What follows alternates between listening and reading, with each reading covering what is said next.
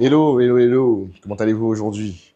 Aujourd'hui, nous sommes mardi, nouvelle vidéo, nouveau vlog. Je suis toujours au WeWork à Paris. C'est parti pour une petite session brainstorming avec moi, où je vais vous parler en gros de ce que je fais, je pense. On parlait la dernière fois, je crois que c'était hier, quand je vous disais que j'étais encore sur Paris, parce que je devais travailler avec des clients. Donc là, j'ai officiellement, comme je vous disais, signé 2 clients. Dont un qui était lundi et l'autre c'était hier, toujours sur la formule que je propose pour pouvoir les accompagner sur leur stratégie personal branding, mais aussi la création de contenu. Et comme je suis encore ici à Paris, donc j'en profite pour pouvoir créer du contenu pour eux. Donc demain, normalement, on va créer du contenu ici au WeWork. Et il y a quelque chose de spécial qui se passe ce soir, que je fais du coup pour la première fois à Paris. C'est un meet-up. Donc meet-up avec mes abonnés, meet-up avec les créateurs, ceux qui me suivent en tout cas et qui kiffent un peu ce que je fais et qui suivent un peu ce que je fais de façon générale. On va faire une rencontre ici au WeWork ce soir à 19h. Donc je vous amène avec moi évidemment. Let's go. Allumé? C'est Ouais, bon? Ça enregistre? ouais, ça enregistre. Ok, je te fais ça, je te suis. Hello. Je suis vraiment désolé. En fait, on est en train de parler. Et du coup, j'ai pas vu le message que j'étais déjà là. Bienvenue, du coup. Merci. Je vous laisse rentrer. Hop là. Charles, enchanté. Enchanté. Charles, enchanté. On va passer par là. Salut. Salut. Alexandre, enchanté. Ok, très bien. Bon, je vous accompagne. Je vais redescendre un peu. Ça va, pas grave. Du coup, bienvenue. Vous connaissez déjà Rouen? Pas du tout. Donc, ouais. Je suis déjà venu bosser une fois. Censé tenir. Ouais. On devrait, ouais. Ça va aller, ça va aller. Et du coup, comme l'avantage avec Rouen, c'est qu'ils ont vraiment des bureaux partout dans le monde. Donc, moi, après, quand je travaille, ça me permet de pouvoir vraiment avoir le même abonnement sur l'espace de façon générale. Tu l'utilises un peu partout dans le monde, c'est ça? Ouais, c'est ça. Exact. Donc, ça, c'est cool.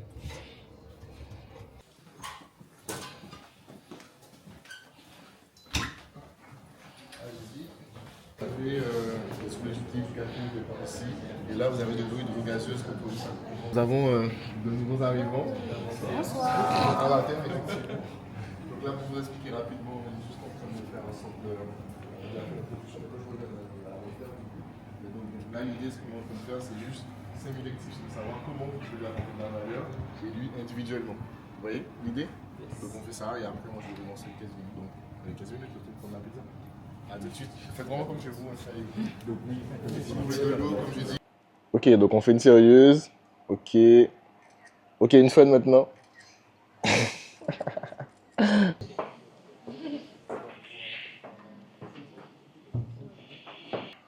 C'est vraiment un point qui est essentiel et qu'on ne voit pas forcément sur les réseaux sociaux. Mais si tu veux, le SMIC là-bas à Bali, c'est environ 300, 250 euros, 300 euros. Le marché étant très faible au niveau de la monnaie, il n'y a pas vraiment beaucoup d'opportunités financières là-bas. Donc la première question que les gens me posent souvent, c'est OK, est-ce que tu trouves du travail? Est-ce qu'il y a du business à faire? En soi, si tu as les moyens d'investir dans la création d'une villa ou ce genre de restaurant ou un spa, tu peux effectivement faire du cash. Mais autrement, si tes liquidités sont limitées, c'est mieux effectivement d'avoir des revenus qui sont à l'extérieur, qui viennent de l'Occident et ensuite travailler du coup. Il y a une deuxième question que ça me fait ça, j'imagine. C'est de savoir est-ce qu'il y a une loi ou quelque chose qui peut te bloquer. Est-ce que par exemple ça peut être considéré comme paradis fiscaux, enfin, Ah non, non, pas du tout. En fait, paradis fiscal, ça dépend de là où tu déposes ta fiscalité. Ça veut dire qu'aujourd'hui, effectivement, il y a des paradis fiscaux, mais après, il y a très peu de gens qui sont vraiment très, très, très, on va dire, informés de comment ça fonctionne. Mais en réalité, ta fiscalité, tu peux la déplacer en 6 mois dans un pays. Ça veut dire que, par exemple, si toutefois tu décides d'aller à Bali, si tu restes 6 mois d'affilée à Bali et que tu demandes à avoir ta fiscalité, donc tu crées une société là-bas et tu demandes à payer tes impôts là-bas, tu restes 6 mois là-bas et après la France ne peut plus, par exemple, te demander en fait, de payer d'impôts en France. Parce qu'ils décident, enfin, c'est comme ça, le pays revendique ta fiscalité et donc du coup, tu n'es pas dans un paradis fiscal en réalité. Enfin, c'est un paradis fiscal, mais en soi, il n'y a pas de, il y a rien de négatif à cela, puisqu'il suffit juste que tu fasses les choses dans les règles et puis après, voilà, tu as juste plus d'impôts en France à payer après. parce que logiquement, si tu travailles en France et que tu pars pour aller vivre à Ailleurs? l'étranger, c'est pas considéré comme. Bah, en fait, en soi, oui et non, il faut juste faire attention que sur les réseaux sociaux, sur ta communication, tu ne seras pas axé uniquement sur la France. Parce qu'effectivement, on peut ensuite avoir, en fait, on peut t'attaquer effectivement pour, j'oublie le terme exactement, mais il y a un terme juridique par rapport à ça, où effectivement, tes clients sont que en France et ta fiscalité, elle est ailleurs. Donc, il faut que tu aies au moins un pourcentage de clients ailleurs. et que, voilà, et que tes clients en France ne soient pas ta majorité de tes clients. Donc tu as peut-être 20% de clients en France, mais tout le reste, en fait, c'est des clients à l'étranger. Ou alors tu fais tous tes clients en France, mais tu ne communiques pas dessus et tu fais en sorte de même t'assurer au niveau de tes réceptions de paiement que tous tes paiements ne viennent pas de la France, quoi. Parce qu'au final, ils vont pouvoir te demander finalement de payer. Voilà, exactement. C'est exactement ça. Ouais, pas de souci. Pas de questions? Ça va aller plus vite, du coup, vous pensez? Ah, mais du coup, on a terminé? Non, si, j'ai une question. Oui. C'est quoi qui t'a vraiment motivé à te lancer un peu dans cette aventure un peu entrepreneuriale, Ouais. sachant que de base, t'es pas forcément un modèle, peut-être, je sais pas.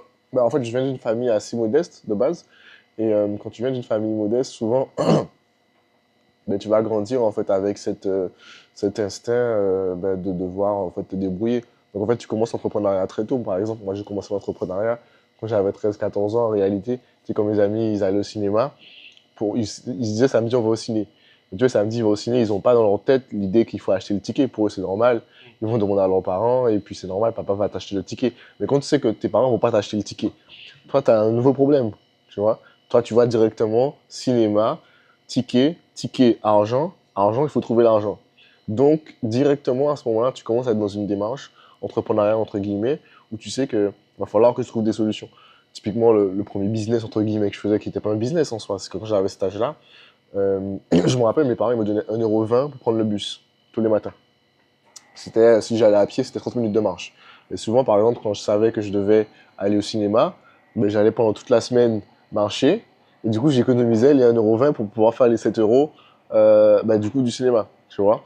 Donc, quand tu grandis avec cette mentalité-là, tu grandis avec cette idée de toujours te débrouiller, en fait. J'avais 18 ans, mes parents, enfin, tous mes camarades de lycée, quasiment, en tout cas tous, ben, ils savaient qu'ils allaient avoir le permis, grâce à leurs parents. Ils n'étaient pas en train de se poser la question, en se disant 2 000 €. Généralement, les parents, ils aident dans cette partie-là. C'est soit ils donnent tout, soit ils donnent la moitié, soit ils te disent, bon, du coup, si tu as des bonnes notes, tu vas avoir le permis. Moi, même si j'ai des bonnes notes, j'ai pas de permis. Donc, c'était vraiment ça, en fait, où j'ai constamment dû réfléchir en me disant, OK, si je veux le permis, c'est 2 000 €. Donc, quand tu es jeune, en fait, et que tu es déjà baigné dans cette dynamique-là, ça te pousse forcément à entreprendre par la suite. Ça te permet aussi de pouvoir être beaucoup plus mûr et mature rapidement. Parce qu'un enfant de 13, 14, 15 ans qui, dès cet âge-là, commence déjà à réfléchir en se disant comment ben, je peux réussir à faire de l'argent pour pouvoir atteindre telle chose, ça lui donne un côté de responsabilité qui est plus élevé que celui qui est dans l'inconscient jusqu'à ses 18 ans. Et puis même des fois, même à 20 ans, il est encore inconscient. Parce que c'est ses parents qui payent son loyer, c'est ses parents qui payent les courses, c'est ses parents qui payent tout. Et en réalité, si tu n'es pas confronté à la réalité de la vie, ben, parfois, tu n'as pas cette capacité de pouvoir être résilient et d'être mature, en fait, comme j'ai pu l'être assez tôt. Donc, c'est vraiment, je pense, par rapport à ça. Quels sont les 3 tips les plus importants que tu donnerais à quelqu'un qui se lance dans l'entrepreneuriat? Les 3 tips pour quelqu'un qui se lance dans l'entrepreneuriat. Euh, Les premiers, les plus importants. Est-ce que c'est sur Ça dépend, ça me rappelle toi. Ça dépend. J'ai 2 types de conseils que je donnerais. Si t'es pas dans son cas, t'as pas de mari, t'as pas d'enfant, t'as pas de voiture, t'as pas de responsabilité, la première chose le premier conseil que je dis toujours, c'est de te mettre dans la merde. Directement. te mettre dans la merde? De te mettre dans la merde, oui. Typiquement, ça veut dire quoi? Ça veut dire que tu cibles les compétences que tu veux développer. Imaginons, je sais pas, tu veux développer un business qui va être en ligne. Tu décides, par exemple, tu prends un ticket aller simple pour la Thaïlande avec, je sais pas, 3 000 € sur ton compte et tu n'as pas d'autre option que de réussir et t'en sortir. Tant que tu resteras dans l'environnement dans lequel tu es, tu seras dans la sécurité et tu te repousseras toujours à demain ce que tu penses que tu peux faire. Donc la meilleure chose que tu puisses faire, si tu n'es pas encore arrivé dans son cas, c'est de pouvoir en fait, te mettre entre guillemets dans la merde. Donc te mettre dans une situation tellement à risque entre guillemets que la seule solution que tu as, c'est de pouvoir ben, réussir en fait, entre guillemets. Ça, c'est le premier conseil que je donnerais à quelqu'un qui n'a pas beaucoup de responsabilités. Le deuxième conseil que je donnerais, c'est de pouvoir toujours être dans une dynamique au début, d'apporter de la valeur sans penser à l'argent, peu importe le service ou le produit que tu prends. Le plus important dans le business, c'est de pouvoir avoir le maximum de personnes qui te voient de façon positive et qui peuvent être aussi tes disciples de communication. Tu vois, même moi, par exemple, quand je fais un événement comme ça, c'est aussi une partie pour moi, pour pouvoir travailler sur, on va dire mon réseau et sur la communication que je pourrais avoir globalement. Parce que le but, c'est que vous passiez un bon moment et après, ça peut permettre de faire du bouche à oreille aussi. Donc, il y a cette partie-là aussi qui est importante, ou pas toujours penser à l'argent. J'aurais pu faire un événement qui serait payant en disant, voilà, vous payez, etc.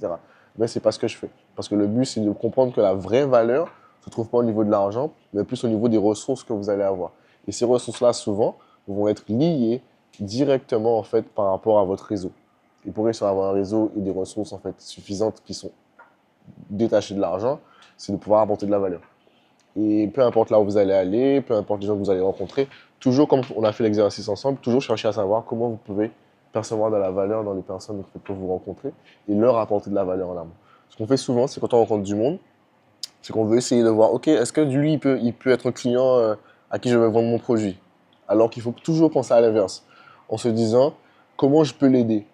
Et quand on se positionne comme ça, en se disant comment je peux l'aider gratuitement, sans forcément avoir cette dynamique pécuniaire en fait directement, ça crée de réelles connexions. Et ça crée en fait un biais qui est cognitif totalement différent de ce que les gens ont l'habitude. Et donc ça crée de vrais liens, de vraies amitiés, de vrais échanges et aussi après peut-être de vrais deals par la suite. Donc ça c'est le deuxième conseil. Et le troisième conseil, je pense que ce serait de miser tous les bénéfices entre guillemets que tu peux gagner dans un business dans l'apprentissage. C'est vraiment l'erreur qu'on fait souvent quand on commence à faire de l'argent par rapport à notre business. Moi, c'est ce qui m'est arrivé. On se prend rapidement pour des Elon Musk, on pense qu'on est super fort et qu'on gère grave le business. Et en fait, souvent, on se prend une claque parce qu'on a ce qu'on appelle l'effet Kruger. Je ne sais pas si vous connaissez. L'effet Kruger, en fait, c'est l'effet où c'est une courbe qui est un peu comme ça et qui fait comme ça. En fait, c'est une courbe que quasiment tout le monde vit lorsqu'on est dans l'entrepreneuriat parce qu'en fait, elle illustre le moment où tu vas avoir en fait le pic de réussite dans ton business. Souvent, ce pic-là va être associé au fait simplement que vous êtes arrivé tôt sur un marché, que vous êtes positionné correctement au bon moment, au bon timing, mais que cette réussite-là n'a aucun rapport avec, en tout cas n'a pas de rapport direct avec vos compétences ou le fait que votre produit il est excellent. Typiquement, vous êtes arrivé sur le marché, ça a bien fonctionné, vous n'avez pas forcément les compétences de ouf, mais ça a monté. Ce qui se passe souvent, c'est que lorsque le chef d'entreprise il arrive à ce stade-là, en fait, il y a dans sa tête un niveau en fait, de confiance très élevé. Et ce qui fait qu'en fait, il oublie les compétences nécessaires pour pouvoir maintenir ce niveau-là. Et qu'on le veuille ou non, la bulle, en fait, à un moment, elle explose. Et ce qui se passe, c'est que l'entreprise, elle descend. Mais le seul moyen de redresser la barre de l'entreprise, c'est d'avoir les compétences. Mais si dans ta tête, tu penses en fait que tu as toutes les compétences, quand tu redescends, tu te craches en fait.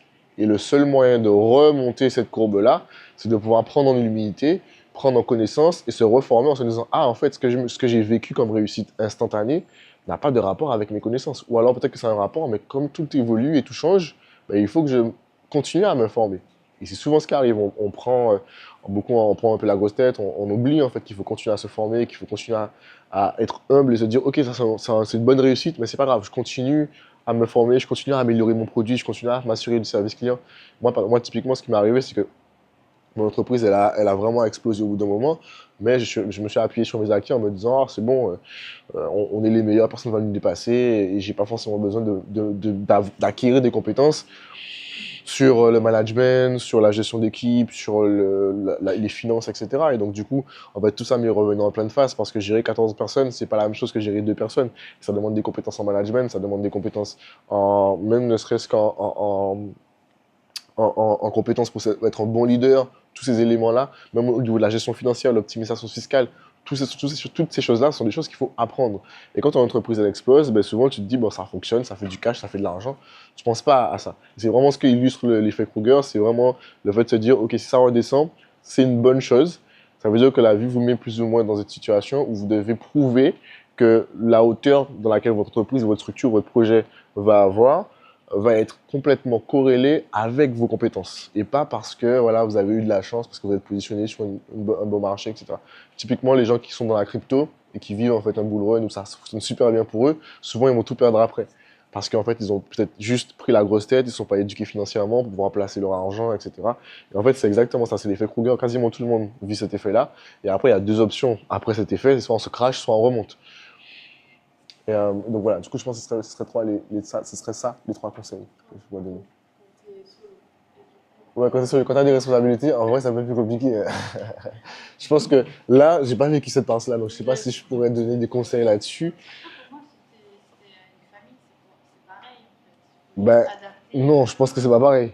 Enfin, non, mais c'est pareil dans le sens où les valeurs que tu veux dire. Je veux dire, après, c'est l'adaptabilité, le fait de t'organiser avec ta famille et ce que tu as construit. Mais Enfin, ce qui il y se a passe, des familles qui se lancent dans l'entrepreneuriat, ouais, qui partent au voyage. c'est ça. Une organisation Le différente. truc, c'est qu'en fait, tu vas avoir une charge mentale multipliée. Ah oui, oui. Ça veut dire qu'il faut que déjà, l'entrepreneuriat, c'est quelque chose de difficile. Donc, si tu as une charge mentale encore plus multipliée, parce que tu sais, tu as ton gamin, tu as ta femme, tu as ta voiture. En fait, tu vois avec ta femme. Mais même si tu vois avec eux, ils vont toujours te dire oui, c'est toi, c'est toi le. C'est gérer une charge, comme une charge mentale supplémentaire. Ouais. Au final, Ça veut dire qu'en fait, si tu dors dans la rue tout seul parce que t'as foiré le plan, c'est pas grave. Tu prends ta responsabilité. Mais tu vas pas. Je dis ça parce que moi, je veux bientôt avoir les enfants, tu vois. Ouais. Et en même temps, je suis toujours en train de me lancer dans l'entrepreneuriat et tout. Et je me dis, il faudra quand même que ça évolue, même si je commence à créer une famille. Mhm. En fait, pour moi, la base, c'est la même si tu. Oui, il faut que tu as plus de charge mentale. Non, la base est la même, le risque est juste plus élevé, effectivement. Enfin, tu vois, moi, je vais pas me dire, dans un an, si j'ai un enfant, en fait, je vais rester à Paris, je vais reprendre un CDI. Je suis d'accord. Après, c'est plus dur, ça, c'est clair. Mm. Et ça prend peut-être plus de temps. Et Je pense que ça peut même booster, moi. Oui, ouais. Carrément. Faire attention. Moi, par exemple, je suis dans cette situation. Et c'est les moments passés avec les enfants aussi qui sont importants. Oui, Avec la oui, famille. c'est sûr. Parce que quand on entreprend, on ne calcule pas en fait, le temps, le travail que ça. Oui, c'est vrai. Et du coup, c'est soit tu dis que tu fais ça avec tes enfants, ta famille. Par exemple, le soir, je me couche pas avec ma femme, le petit, je vais le mettre au lit, un petit bisou, et puis après, je retourne au boulot. Ouais. Mais après, sauf que la réalité, c'est que tu as une femme, tu as des enfants. Du coup, c'est le moment de travail aussi, tout ça. De faire attention, ouais, c'est un équilibre. D'organisation. Ouais, je pense que c'est une question d'organisation. Oui, c'est Voilà, ça. beaucoup Avoir des d'organisation. jours où tu peux te mettre, par exemple, le week-end, en fait, tu bosses ça pour la semaine, mais le week-end, tu C'est gardes ça. ça pour tes Beaucoup proches. planifient, voilà, tel jour, c'est mon jour de travail, tel jour, c'est mon jour de famille, tout ça, et avoir des agendas collectifs, la fois pour les enfants, pour avoir les enfants, pour les à la crèche à l'école, ça c'est moi, et beaucoup dans la communication. Parce qu'il y a communication, il y a aussi compréhension. Ouais, c'est deux choses différentes, effectivement. Ça aussi, voilà, les familles qui jouent quand on entreprend, parce qu'il y a, toi tu entreprends, et peut-être que ton conjoint lui travaille, il est salarié, peut-être parfois c'est les deux qui sont dans la situation. Mhm. Il y a des moments aussi, c'est down, c'est up, en fait il y a beaucoup de facteurs qui font que c'est pas évident. Ouais, c'est ça. C'est-à-dire que quand tu es seul, c'est horrible. juste pour rebondir sur ce que tu as dit sur les 3 tips, tu as dit un élément clé qui me fait penser à l'ancienne entreprise chez qui je travaillais, qui a eu un succès full énorme, très, très tôt, très jeune, mais qui ont mis en place plusieurs systèmes. Et par rapport à ce que tu as dit, est-ce qu'il faut mettre ça en place dès le début, selon toi? Les systèmes Ce que tu disais, c'est une bonne. former, management, enfin tous ces trucs-là, est-ce que c'est dès le début ou c'est en cours de... Ok, c'est une bonne question. Je pense qu'au début, non.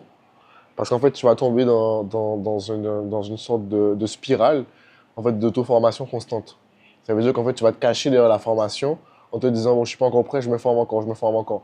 Donc, c'est pour ça que je conseille toujours de ne pas trop partir sur une base de formation. C'est pour ça que je dis, tu te mets dans la merde dans le sens où tu n'as pas les compétences et tu arrives, tu veux vendre des trucs. Tu vois, et c'est sur le terrain que tu vas apprendre. Et quand tu vas commencer à réussir à faire ta première vente de ton premier produit, ton premier service, après ça, en fait, ce que tu fais, c'est que du coup, tu commences à te dire, OK, maintenant que j'ai le client, je commence à me former. Tu vois? Tu te mets encore dans une deuxième condition. C'est comme si, typiquement, aujourd'hui, tu sais pas coder, mais tout ce que tu fais, en fait, c'est que tu fais du marketing pour pouvoir vendre, en fait, un produit que tu sais pas faire. Ce qui va se passer, en fait, c'est que tu vas plus rapidement obtenir ton client comme ça que si tu passes, en fait, des mois et des mois à te former à faire du codage, parce qu'en fait, tu vas toujours te cacher derrière cette idée, je suis pas encore prêt à prendre le client. Alors que si tu prends le problème à l'inverse et que tu commences par chercher d'abord le client, alors que tu sais pas coder, une fois que le client t'a fait le virement de 5 000 euros, tu sais que là, tu n'as qu'une chose à faire pendant les 3 prochaines semaines, c'est coder toute la journée. Mais tu sais que tu as déjà l'argent, tu as le client et tu as juste ce truc-là à faire, tu vois. Une sorte de zone de confort, tu te mets en Voilà, situation tu te mets en situation réelle et quand tu es en situation réelle, il n'y a rien de mieux. Tu dis que tu avais la flemme, mais tu vas te dire tu n'as pas la flemme. Quand tu vas t'envoyer un SMS au bout d'une semaine, tu n'as pas le choix. Tu n'as pas envie de lui renvoyer les 5K. Donc voilà. Mais est-ce que, j'ai une dernière question, c'est par rapport à Bali, est-ce qu'il y a une limite, comment dire, de sortie de territoire, par exemple, si ton visa il a 6 mois d'expiration. Est-ce que tu peux renouveler? Ouais, bien sûr. Après, c'est comme partout. Tu peux renouveler tes visas. Ça dépend de quel visa tu vas prendre. Tu vas avoir des visas 1 an, tu vas avoir des visas 6 mois, des visas 2 mois, des visas 1 mois. Ça dépend en fait du visa que tu as. Dans tous les cas, peu importe le visa que tu vas prendre, tu pourras toujours le renouveler. Tu payes, tu peux renouveler ton visa. Ouais, bien sûr, il y a plusieurs visas. Il y a plusieurs visas. Ben, ça dépend de si tu as une société, si tu es un retraité, si tu es investisseur. Si tu peux acheter une maison et avoir un visa parce que tu as acheté une maison. Tu peux avoir un visa parce que tu es retraité. Tu peux avoir un visa parce que tu es investisseur sur un business en particulier. Tu peux être aussi avoir un visa parce que tu as créé une société. Tu as plein de visas différents. Et en fonction de ces visas-là, tu vas avoir des durées en fait. Tu peux rester plus ou moins longtemps à Bali. Par exemple, tu pourrais nous conseiller quoi si on a une entreprise à l'extérieur? Ouais. On est resté 10 ans, 20 ans. Par exemple, je te Tu, prends toi, un si- je vois. Moi, j'aimerais rester 30 ans, 40 ans si je peux vivre jusque-là, tu vois. Bah, il te faudra avoir une société là-bas. La plupart des pays asiatiques sont très intelligents au niveau de leur économie, en tout cas leur aspect de gestion économique. Ils vont pas faire comme la France. Tu vas pas arriver, t'installer et dire bon, je vais voir ce que je fais. Pareil pour les États-Unis. Généralement, en Asie et surtout en Indonésie, il faut que tu aies une plus-value en fait pour le pays. Donc la plus-value, généralement, ça va être un investissement financier ou un investissement en termes de création d'emplois. Parce que du coup, quand tu vas créer une société, on va t'obliger à employer des Indonésiens. Donc quand tu emploies des Indonésiens, tu crées de l'emploi et donc tu rapportes de l'argent. Donc tu ne peux pas te poser et rester 30 ans, sauf si tu es retraité. Tu peux avoir un visa retraité, mais ça, c'est à un certain âge. Et il y a aussi des conditions en fait, à répondre par rapport à ça. Donc aujourd'hui, si tu veux rester à Bali longtemps, le seul truc que tu peux faire, c'est faire ce qu'on appelle oh là là, comment on appelle ça? Un KITAS. C'est de faire un KITAS qui te permet de rester 2 ans d'affilée. Et après, tu le renouvelles. Donc tu repayes et tu renouvelles tous les 2 ans. Vraiment, tu emploies localement des gens qui travaillent, ils sont... Ouais, ouais, enfin, tu crées une société en fait. Et quand tu crées la société, il faut que tu aies des employés. Tu peux avoir multiples sociétés. Ouais, donc tu peux avoir plusieurs sociétés. Moi, aujourd'hui, mes sociétés, elles sont basées. Alors, j'ai une société en France, j'ai une société à Hong Kong et je suis en train de développer une société à Dubaï. Hong Kong, c'est pour la fiscalité. Ça me permet d'avoir une meilleure fiscalité. Et en France, tout simplement parce que je n'ai pas encore fermé et clôturé mes comptes. Là, je vais en Guadeloupe pour pouvoir justement faire ça. Je vais clôturer mes comptes, clôturer tout ça, pour pouvoir justement rester sur une fiscalité uniquement à Dubaï et à Hong Kong, quoi. Et du coup, ça me une autre question. Je suis désolé. Hein. Ouais, vas-y, vas-y. Ouais. Mais il n'y a personne qui a des questions, il n'y a que toi, donc c'est très bien. Je pense que ça peut intéresser tout le monde. C'est est-ce qu'il y a une limite dans. Parce que j'essaie toujours d'aller plus loin dans ma réflexion. Ouais. Est-ce qu'il y a une limite de business que tu peux avoir Dans le monde? Ah non, tu peux dans avoir... chaque pays? Non. Ah non, non, non, tu peux faire autant de business que tu veux. Il y a pas de limite, il n'y a pas de loi par rapport à ça. Non, tu peux avoir des sociétés partout. Tu Loi peux... nationale, je sais pas qui fait que t'es bloqué. Ah non, non, non, non, non. Ça, c'est vraiment le truc, en fait, on va dire, la limite, on va dire, globale que tout le monde pense, mais tu peux avoir des sociétés partout. En réalité, quand tu as les moyens, tu crées des sociétés partout. Tu peux aussi avoir plusieurs passeports. Tu peux payer des passeports pour en avoir plusieurs. Tu peux avoir plusieurs passeports. Ouais. Il y a des pays qui te vendent leur passeport, en fait. Après, ça coûte pas 50 €. Hein. C'est minimum 100K. C'est minimum. Le moins cher que tu peux avoir, c'est à la Dominique. C'est pas loin de la Guadeloupe, là. Et c'est 70K en tant qu'investisseur. Après, on fait 70K où tu investis en fait, dans le pays. Donc, tu prouves que tu mets 70K dans le pays. Il y a pas d'impôt, c'est comme au Bahamas. Je sais pas s'ils ont des impôts en Dominique. Je sais pas. Mais c'est intéressant de savoir parce qu'en fait, en gros, le passeport, il te sert à quoi? Il te sert à pouvoir avoir accès à des endroits où tu n'as pas accès avec la France. Et si la France te bloque en te disant, du coup, on te bloque au niveau de ton passeport pour X raison, ben, tu peux utiliser notre passeport pour voyager, quoi. Il y a des pays, du coup, il y a des problèmes, ils ont des problèmes avec d'autres pays, mais toi, si tu as un autre passeport, tu peux te débloquer avec ces pays-là. Par exemple, l'Ukraine, ils ont typiquement des problèmes avec certains pays. Donc, si par exemple, tu as un deuxième passeport, ben, du coup, tu peux l'utiliser pour pouvoir te permettre de bouger. Je sais qu'en Ukraine et en Russie aussi, il y a des pays, ils n'acceptent pas. Donc, ils sont très très limités sur les pays, sur les endroits où ils veulent voyager. En soit, l'Ukrainien ou le Russe, il n'a rien à voir avec ça, parce qu'il n'a pas demandé à faire la guerre. Mais pourtant, il se retrouve, il ne peut pas aller en France, il ne peut pas aller au Japon, etc. Je me rappelle un film, c'est. Je sais plus le nom du film. C'est un mec qui voyage partout comme ça. Ouais. Ah oui. Il change de métier. Et il change de métier, ouais. Il s'appelle. Moi, si tu peux. Voilà, c'est ça. Et je me dis, est-ce que C'est pas Caméléon. C'est Attrape-moi si tu peux, c'est avec Leonardo DiCaprio. Ah oui, lui aussi. Et tout de suite, il y a un truc qui me dit, en fait, est-ce que ça peut être mal vu vis-à-vis de la douane, je sais quoi, ou là, lui, il a plus de passeport. Ça, t'as plus de passeport. Bizarre, tu vois. Je sais T'as pas. trop de passeports, c'est tout. Non, mais tu n'arrives pas à la douane avec 3 passeports. Tu choisis celui que tu veux montrer. Tu leur dis pas, choisissez. Non, non, mais c'est vrai que tu sais pas, il faut pas rigoler, il sait pas. Non, non, en réalité, tu choisis juste le passeport. Alors, tu rentres dans un pays avec un passeport, tu sors avec le même passeport. Hein. Tu switches pas, en fait. Mais effectivement, quand tu arrives, tu décides quel passeport tu vas leur donner. Tu leur donnes pas le choix. Si tu switches, il y a moyen que tu sortes pas du pays. Hein. Bah, c'est ça. Ah oui, oui, oui. Non, non, non. Tu Tu rentres... restes un mois là-bas. Non, non, non, non. C'est... Il y a des visas payés, ça peut être intéressant de switcher. Oui, tu as des pays où... Il faut bien penser à ton retour parce qu'il y a des pays qui peuvent se bloquer au retour si tu n'as pas le bon passeport. Si tu rentres avec un et tu sors avec l'autre, c'est pas Oui, ça fonctionne pas. Voilà, c'est ça. Mais après, pour des avantages fiscaux ou même juste du positionnement, en fait, on va dire sociopolitique, pas sociopolitique, juste politique, ça peut être intéressant. Donc, donc voilà. Oui. C'est plus pour le réseau, en fait. Ça fait combien de temps que tu as Bali, toi? 7 mois à peu près. Ok. Et est-ce que, parce que moi j'ai l'idée de me dire, parce que du coup j'y vais début juin là, Ok. enfin, avec mon copain du coup, qui est tout, on va s'installer et tout. On connaît déjà très bien parce qu'on a déjà vécu et tout, mais je me dis, est-ce que c'est vraiment, dans ma tête c'est facile de se faire, pas un réseau, mais le fait de rencontrer d'autres gens qui sont dans l'entrepreneuriat. Ouais. Est-ce que toi tu as eu justement pas mal l'occasion de rencontrer des gens entrepreneurs là-bas, Ouais. où finalement, en fait, un peu tout le monde est dans sa bulle et enfin, comment ça se passe vraiment? La vraie vie à Bali, elle est bien différente de ce que vous pensez. En réalité, ce que je me suis rendu compte il n'y a pas si longtemps, c'est que la plupart des gens là-bas, ils sont broke et ils font semblant de faire de l'entrepreneuriat. La plupart d'entre eux. Ça, on en connaît. Après, il y en a quand même. Il y en a quand même, mais la grosse majorité, honnêtement, la grosse majorité des gens à Bali, ils font semblant de faire du business. Ils font pas du business vraiment. Parce qu'en fait, on va être dans un environnement qui n'est déjà pas propice pour le business, à proprement dire. En tout cas, le business, vraiment faire de l'argent. Hein. Je ne parle pas de faire 1 000 € par mois. Ce qui, en soi, est bien. Parce que quand tu fais 1 000 € par mois à Bali, t'es bien. Et c'est là le problème. C'est que quand tu fais 1 000 € par mois, t'es bien. Et le truc, c'est qu'en fait, le jeu qu'ils font, c'est qu'en fait, ils vont utiliser le levier social que permet Bali pour pouvoir avoir des belles villas, avoir un style de vie intéressant, qui reflète, en fait, sur l'Occident, un style de vie un peu premium. Et en fait, ils jouent vraiment en fait, sur ça. Maintenant, la vraie réalité en fait, des personnes qui entreprennent, si je parle de 80% des gens, c'est pas tout le monde. J'en ai rencontré qui font vraiment du business aussi. Il y a des gens qui font semblant, il y en a ceux qui font vraiment du business. En réalité, c'est quand toi, tu veux faire vraiment du business, tu te renseignes, tu commences à voir comment les sociétés ça fonctionne, tu commences à voir les conditions, et puis tu te rends compte en fait que beaucoup d'entre eux, ils racontent du bullshit en fait. Parce que concrètement, ils n'ont pas de société, ils disent qu'ils ont des trucs, mais en fait, les trucs sont pas à leur nom. Et en fait, c'est très facile de faire du fake à Bali parce que tu peux louer facilement une villa, tu peux facilement avoir du staff qui travaille pour toi, tu peux facilement avoir un taxi, tu peux facilement avoir, ne serait-ce que pour une semaine, des gens qui viennent et qui travaillent avec toi. Et tu peux mettre en scène le fait que tu as une équipe en fait, très, très, très facilement à Bali. Quasiment tout ce que tu peux avoir à Bali, tu peux l'acheter. Et donc, du coup, ça crée en fait une sorte de bulle où tu as l'impression que tout le monde est un peu digital nomade, tout le monde est un peu chill la vie, mais c'est plus chill la vie que vraiment du business. Après, en réalité, ça dépend aussi de tes ambitions. Ça veut dire qu'il y a des gens qui font de l'argent, effectivement, mais ils vont faire peut-être 3 000 à 4 000 € maximum, on va dire, et c'est leur plafond.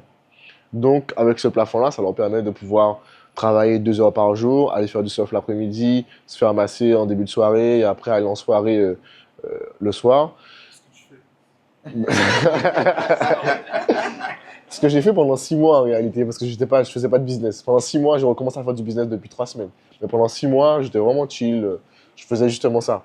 Et en fait, en vrai, quand tu habites là-bas, tu te rends compte déjà que Bali c'est petit, que tout le monde connaît tout le monde, en tout cas dans le marché francophone en tout cas.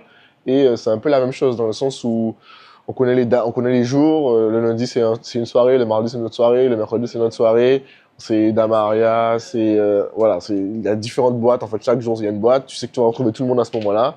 Pareil, les cafés, c'est les mêmes. Enfin, là où tout le monde se rejoint plus ou moins. Et c'est un peu le même lifestyle. Tout le monde est un peu dans cette même dynamique. Le week-end, ils prennent tous une villa ou un truc à Uluwatu ou à Canggu. Est-ce que c'est vraiment, est-ce que c'est facile, est-ce que tu as trouvé que c'était facile de rencontrer Ah oui, des gens en termes de rencontres, oui, tout le monde est cool. Pas forcément un business et tout, mais juste des gens qui sont entrepreneurs et qui ont une bonne dynamique. Avec Ouais. qui on peut devenir potes. Ah oui, totalement, totalement. En vrai, l'endroit où tu vas te faire le plus d'amis, c'est à Bali, en vrai. Vraiment, les gens, ils sont très avenants. Je me dire, c'est ce que j'ai envie de faire, Ouais. tu vois, j'ai envie de créer un réseau Ouais. et d'avoir des gens qui sont dans mon univers. Ouais, mais là, ce sera le meilleur endroit pour ça. Ça se trouve, c'est totalement faux et que Non, non, en fait, non. les gens sont trop dans leur coin. Non, non, la réalité, c'est qu'ils sont très, très avenants.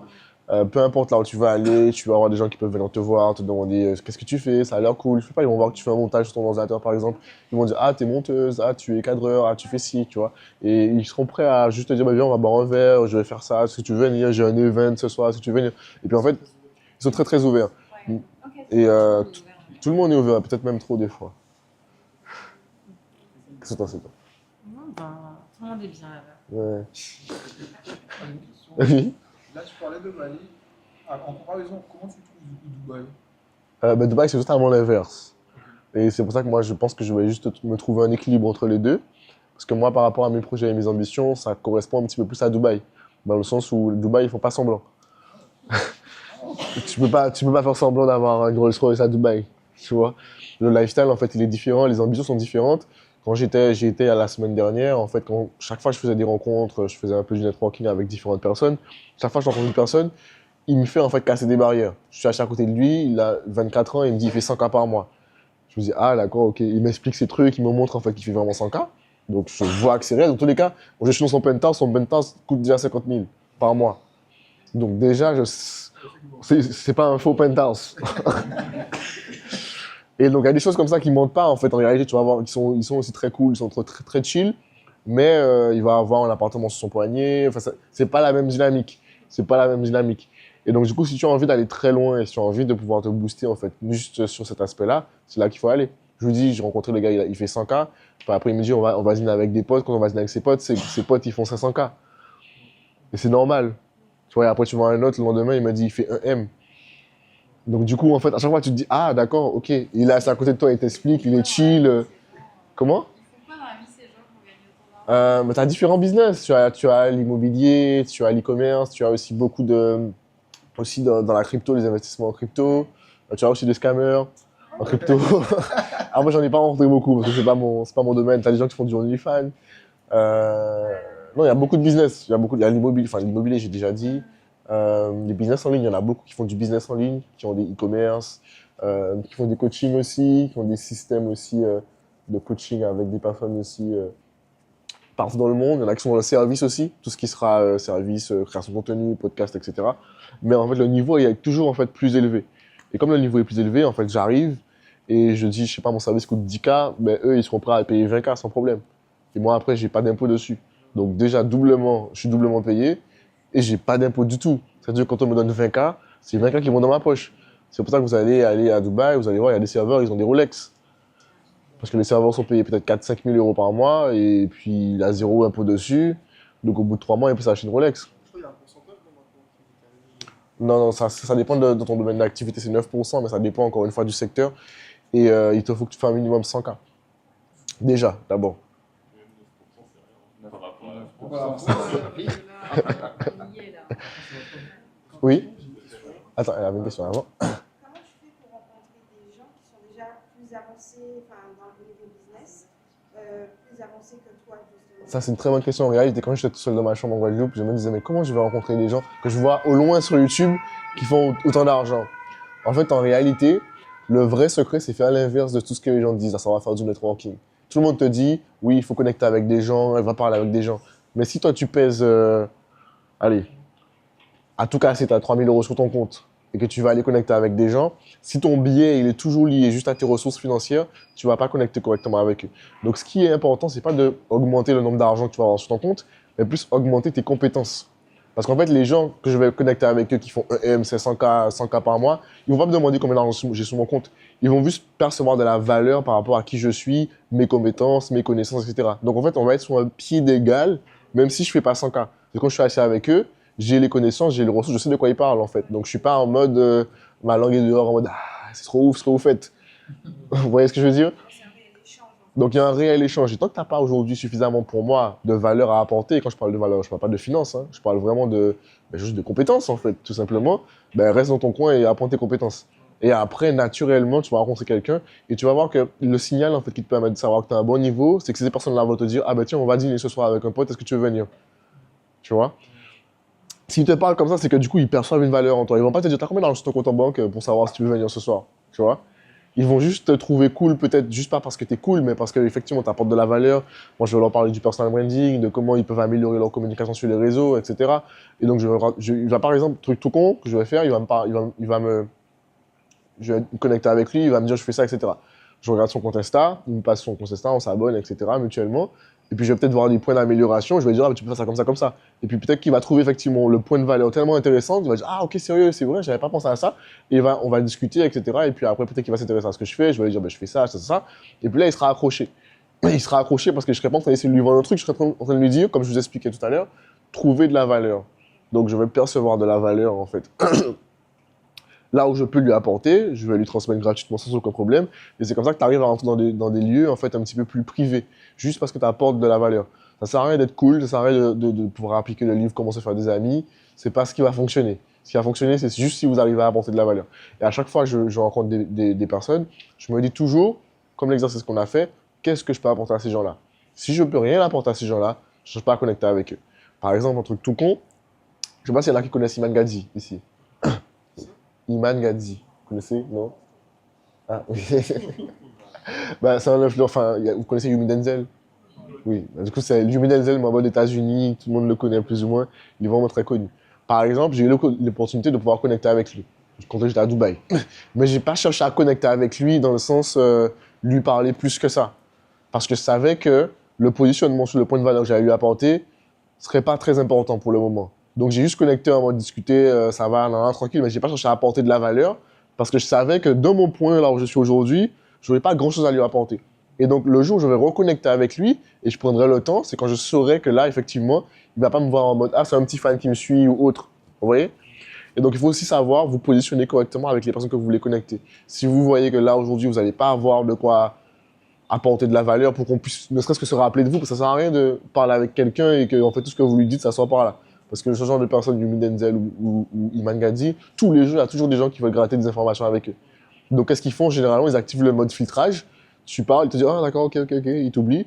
Et puis, tu as l'impression qu'il t'a écouté, mais en fait, tu as déjà oublié. Le lendemain, il s'est même plus quitté. Tu vas le recroiser dans un café, il va dire, ah, on parlait hier. Ah, ok, oui, je me rappelle. Vous voyez? Alors que si à l'inverse, j'ai réussi à le saisir son attention parce que je lui ai apporté de la valeur et qu'il a perçu en fait une compétence ou quelque chose en fait de valeur chez moi, ben limite il va m'inviter après. Vous voyez ce que je veux dire? Et même moi aujourd'hui, pareil, si par exemple il aurait voulu être cool avec moi, il m'a dit on fait un truc plus tard, est-ce que tu veux venir? Je serais pas venu parce que je sais que c'est pas le moment en fait. Vous voyez? Donc parfois il y a des opportunités qu'il faut savoir saisir, il y en a certaines où il faut se dire c'est pas le moment parce que c'est le genre d'opportunité que tu n'as qu'une seule dans ta vie et si tu le rates, ben après, tu te retrouves dans deux positions. Et quand tu es dans cette position-là, après, c'est difficile de ressortir. Quand tu es une groupie, tu es une groupie. Et c'est l'expérience qui t'a donné ce savoir-là ou c'est parce que tu as lu quelque chose qui t'a dit comment tu devais... Ben, les deux. Après, en fait, c'est entre plus, j'ai pris des formations, je me suis formé par des gens, j'ai eu des mentors, j'ai expérimenté par moi-même. Mais j'ai commencé toujours par expérimenter par moi-même. Je pense que c'est en faisant l'erreur justement avec des gens, en rencontrant des gens, en posant des questions, que j'ai affûté un peu mes connaissances et j'ai affûté un peu ma façon de fonctionner aussi avec les gens de façon générale. Oui. Oui. C'est pas la peine de commencer par une question. On sait que... Comment tu as rebondi par rapport à justement ce qui s'est passé aux Antilles? Avec mon entreprise, ouais. Voilà, comment tu as rebondi par rapport à tout ça? Comment j'ai rebondi? Qu'est-ce que tu appelles rebondir? C'est-à-dire en fait que tu as pris la décision de partir par exemple à Bali, Ouais. de laisser de tout plaquer, Ouais. de laisser puis de te dire en fait que vas-y là, ça y est, je me relance. En vrai de vrai, c'était pas compliqué de tout laisser parce que tout avait brûlé déjà. Donc c'était pas difficile. Donc là, en l'occurrence, en fait, en vrai, sans faire trop de jeux de mots, quand effectivement la structure elle a brûlé, j'avais deux choix. Soit effectivement tout reconstruire sur directement les Antilles, pareil comme je l'avais déjà fait, ce que je voulais faire initialement. Parce que j'avais déjà des clients, j'avais déjà une notoriété, donc j'aurais pu, je pense, repartir sur un business comme ça. Mais j'ai pris ça aussi surtout comme un signal que c'est le moment de passer à un autre niveau, c'est le moment de faire autre chose. Et donc, moi, ma première réflexion, ça a été, OK, il faut que je me reconstruise déjà et que je reprenne mes bonnes bases. Mais pour pouvoir faire ça, se reconstruire spirituellement, émotionnellement et aussi physiquement, en fait, parce que c'est quelque chose quand même qui t'affecte énormément, en réalité, même si je ne suis pas quelqu'un de très expressif, c'est quelque chose qui m'a affecté énormément. Et donc, quand j'ai compris ça, j'ai compris qu'il fallait que je me mette dans un nouvel environnement pour pouvoir évoluer. Vous voyez, c'est un peu comme la chenille qui doit devenir un papillon. À un moment, elle doit se mettre sur le côté pour pouvoir accepter de se transformer en papillon. Et pour moi, l'endroit où je me trouvais en Guadeloupe, c'était pas adapté pour ça. Donc j'avais plusieurs options. J'aurais pu aller à Dubaï, j'aurais pu aller aux États-Unis, j'aurais pu aller en France. Mais il y avait un facteur qui était essentiel, qui était l'argent. Parce que je venais de perdre tout ce que j'avais, en réalité. Et même plus que ce que j'avais, puisque même mes économies, je les avais mis dans mon bureau. J'avais un endroit où j'avais un coffre-fort avec du cash dedans. Évidemment, tout a brûlé. Donc c'est assez marrant, parce que du coup, j'avais mis ça en termes de sécurité. Et puis la sécurité est partie avec... Tu parles en transport, c'est vraiment brûler. Ah oui, oui, oui, oui. Ah, ok, je crois que tu disais faillite. C'était pas Ah non, non, non, c'est de brûler comme dans les films. ton bureau, tout ce que tu avais. Oui, tout. Et- En fait, j'avais construit un espace un peu comme celui, bon, pas un bâtiment comme ça, mais la déco était un peu dans ce style-là. Et la grandeur de l'espace, on était sur 2 étages. Comme de grandeur, on devait peut-être être, peut-être ouais, aussi grand que ça, peut-être. Ouais, en vrai, peut-être ça. Et on avait 2 étages, donc on avait plusieurs bureaux, on avait un studio photo, une salle de réunion. J'avais même fait un espace un peu ping-pong, détente, etc. Parce que j'avais 14 employés à peu près. Donc l'espace était quand même assez conséquent. Et voilà, donc quand ça je l'ai perdu, du coup, forcément, je me suis dit, bon, il faut changer d'environnement, il faut me reconstruire, etc. Et donc il y avait le point financier. Parce que même mes économies, entre guillemets, que j'avais mis de côté, on va dire, ben, ils sont partis aussi. Donc la chose que j'ai décidé de faire, c'est simplement en fait, de me dire, ok, c'est quoi l'alternative que j'ai? Je connaissais Bali, j'y vais depuis 2018. Donc je sais que l'économie là-bas est assez basse par rapport à l'euro. Donc en fait, ce que j'ai fait, c'est que j'ai cherché à... J'avais encore des trucs que j'ai revendus, j'avais encore un peu de liquidité sur la crypto, donc j'ai rassemblé un peu ce que j'avais pour pouvoir me dire, ok, bon, ben, avec ça, je peux tenir à peu près 5-6 mois. Donc pendant ce temps-là, je me dis, c'est ce temps-là que je me donne pour pouvoir ne pas travailler et juste me concentrer sur moi. Et le meilleur endroit pour faire ça, c'était pour moi Bali. Après, il y a la Thaïlande aussi, mais moi, je préférais Bali pour le côté un peu île, etc. Parce qu'en fait, ce qu'il fallait comme facteur, c'était un endroit qui coûte pas cher, un endroit où je peux être tranquille en fait au niveau de mon lifestyle, et un endroit en fait où je pourrais me déconnecter des Antilles. Et en fait, Bali, c'était parfait pour ça, parce que ça me permettait de pouvoir passer toutes mes journées à me lever le matin, aller me faire masser, aller à la plage, aller en soirée, rencontrer des gens, etc. En sachant que la fin de la journée, j'aurais dépensé peut-être 20 euros. Vous voyez? Et j'ai pas baissé mon lifestyle, au contraire, j'ai augmenté mon style de vie en réduisant mes coûts. Et donc ça, en fait, c'est vraiment le cheat code un peu que j'ai utilisé pendant 5-6 mois pour me permettre en fait de me reconstruire déjà émotionnellement et après revenir dans le business. Parce que je savais que je ne serais pas capable de reconstruire quelque chose de périn, ni de fiable, ni de fonctionnel, tant que je n'aurais pas reconstruit en fait ces bases-là qui étaient nécessaires pour que maintenant, aujourd'hui, je suis parti après à Dubaï, la semaine dernière, parce que je me suis senti prêt à revenir dans le business. J'ai compris que dans tous les cas, j'abandonne pas Bali, mais Bali, c'est pas l'espace de développement pour pouvoir justement devenir le papillon que je dois devenir. Parce que finalement, les gens qui sont à Bali, ils sont très bien dans leur cocon et ne cherchent pas forcément à développer, on va dire, financièrement comme je voudrais le faire. Et en soi, c'est OK, hein, c'est pas mauvais. Parce qu'en soi, ils ont un style de vie, et c'est un style de vie de ouf. Tu te réveilles le matin, tu te fais masser, et puis après, tu es dans une belle villa, puis tu as des gens qui cuisinent pour toi. Enfin, c'est très bien. Tu peux vivre comme ça pendant longtemps. Après, c'est pas ce que moi, c'est pas uniquement ce à quoi j'aspire. Moi, j'ai envie de créer de plus grandes choses. Donc, m'entourer d'un environnement plus élevé, c'était important. C'est un tremplin pour toi. Voilà, c'est un tremplin. Du coup, est-ce que tu penses que l'état d'esprit, c'est au moins 60% de l'effort? C'est une bonne question. Est-ce que l'état d'esprit, c'est 60% de l'effort? Je pense que l'effort vient d'abord et après, l'état d'esprit vient ensuite. Je pense que c'est l'état d'esprit se forge après l'effort, je pense. Mais il faut mettre ton corps dans la situation de l'effort pour après, en fait, permettre à ton état d'esprit de comprendre à quel point il faut qu'il se forge. Parce qu'en fait, c'est vraiment pour moi un duo. Les deux vont ensemble. C'est plus tu vas faire de l'effort, plus il va falloir forger ton état d'esprit. Et en fait, les deux avancent. L'effort devient plus élevé, l'état d'esprit doit évoluer. Tu comprends? Et c'est les deux peuvent pas aller, enfin, les deux vont ensemble en fait en réalité, parce qu'il n'y a pas d'état d'esprit sans effort, il n'y a pas d'effort sans l'état d'esprit. Donc c'est un binôme, je dirais c'est du 50-50 en réalité. Il n'y a pas un levier de force, je pense, entre les deux.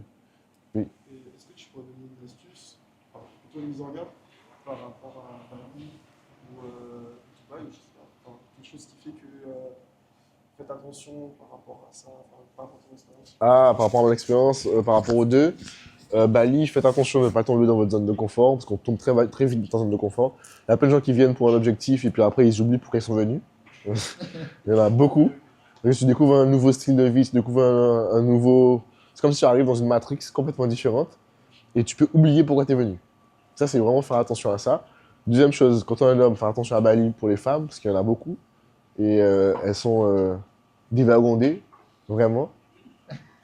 C'est pas une blague, hein, c'est sérieux. Quand t'as déjà été. Je trouve pas Bon, bref, donc... Je faisais pas attention à ça. si tu veux. Je parle de ça que de se marier avec des Européens. Alors, quand je parle des femmes, je parle pas que des Indonésiennes. Je parle des Russes. Je parle de tout le monde. Ouais, peut-être, ouais. Il n'y a pas que des Ouais, Russes. Il n'y a pas que moi, des je fais Russes. pas attention. Non, mais t'es une femme, dans tous les cas. J'ai pas fait attention.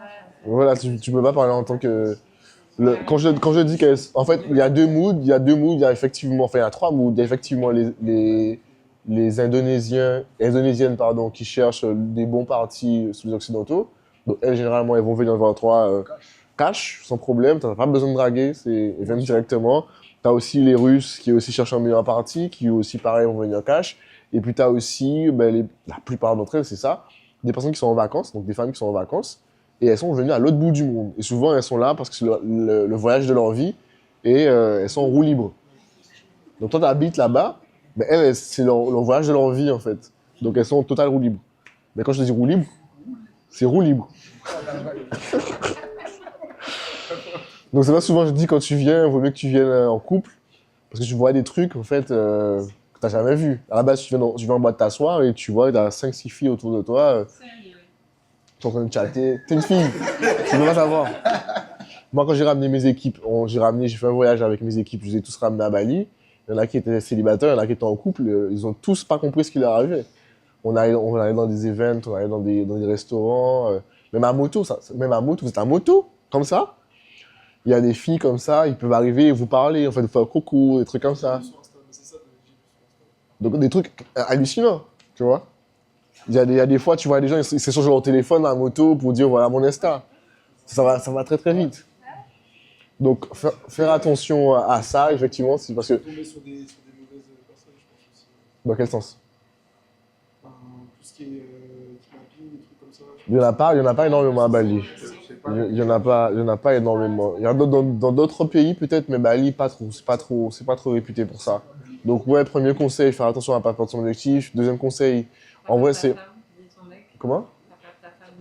Bah en fait, même si, imagine que tu es célibataire, tu peux aussi perdre la tête, hein, parce qu'il y en a beaucoup que je connais là-bas, tous les soirs, ça tourne. Parce qu'en fait, ce sont des femmes qui arrivent tous les jours, en fait, l'aéroport il est rempli. Donc en fait, elles arrivent, elles repartent. Elles arrivent, elles repartent, et puis eux, ils sont tout le temps en soirée, et puis ils ont des nouveaux modèles. Et ils font ça pour de vrai, c'est pas des blagues. Hein.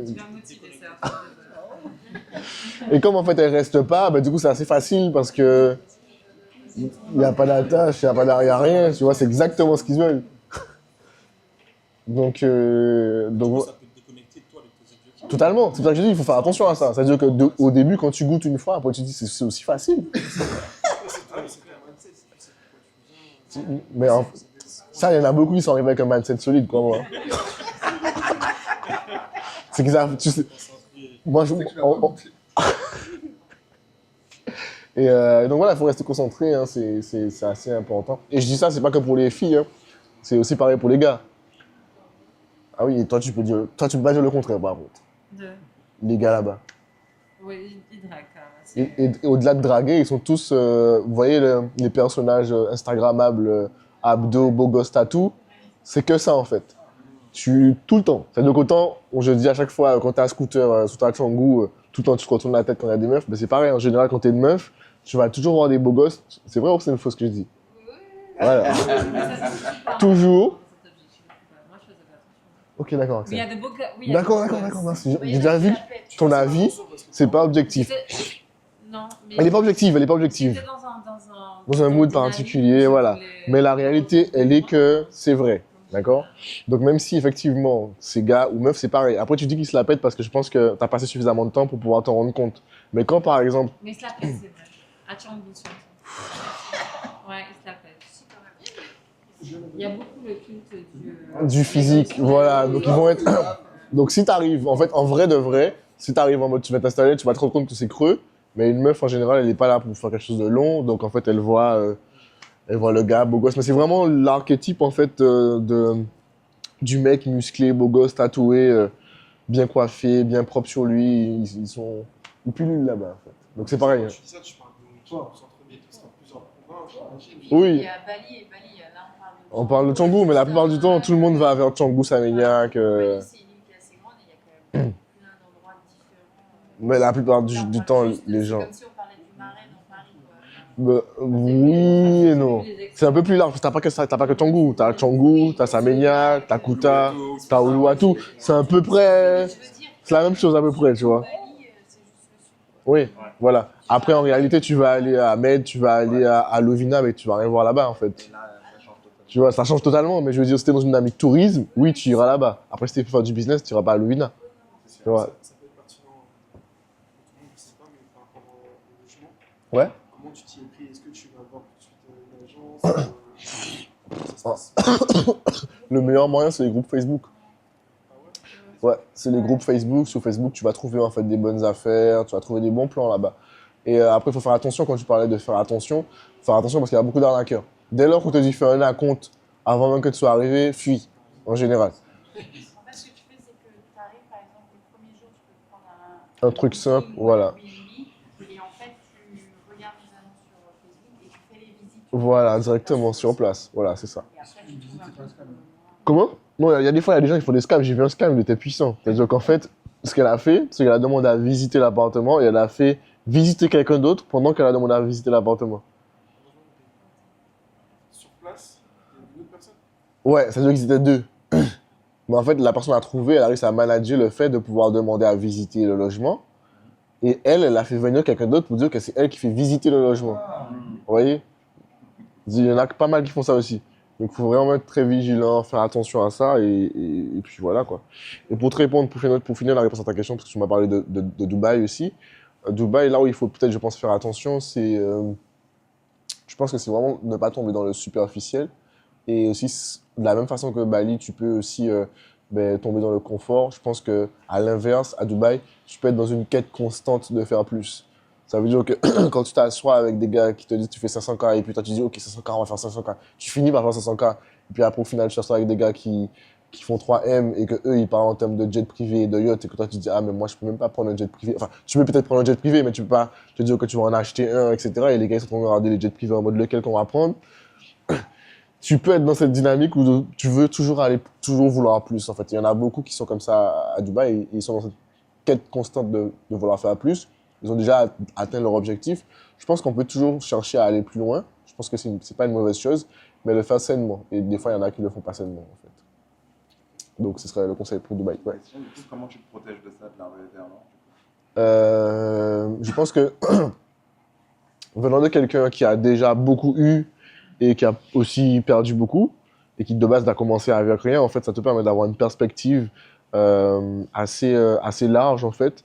Et le truc qui est super intéressant, c'est que quand tu as eu beaucoup, en fait, au bout d'un moment, tu te rends compte rapidement que tu n'as pas besoin d'autant, en fait. Et souvent, tu te remets en question, en tout cas, si tu veux reprendre, en fait, une paix intérieure et être heureux, en fait, tu vois, tu commences à te rendre compte que c'est pas avec le matériel que tu vas l'être. Et donc, du coup, tu commences à set-up, en fait, des objectifs qui peuvent être matériels, mais qui sont aussi autre part que matériels. Et moi, je fais les deux, en fait. Ce qui fait que j'arrive à avoir cet équilibre-là.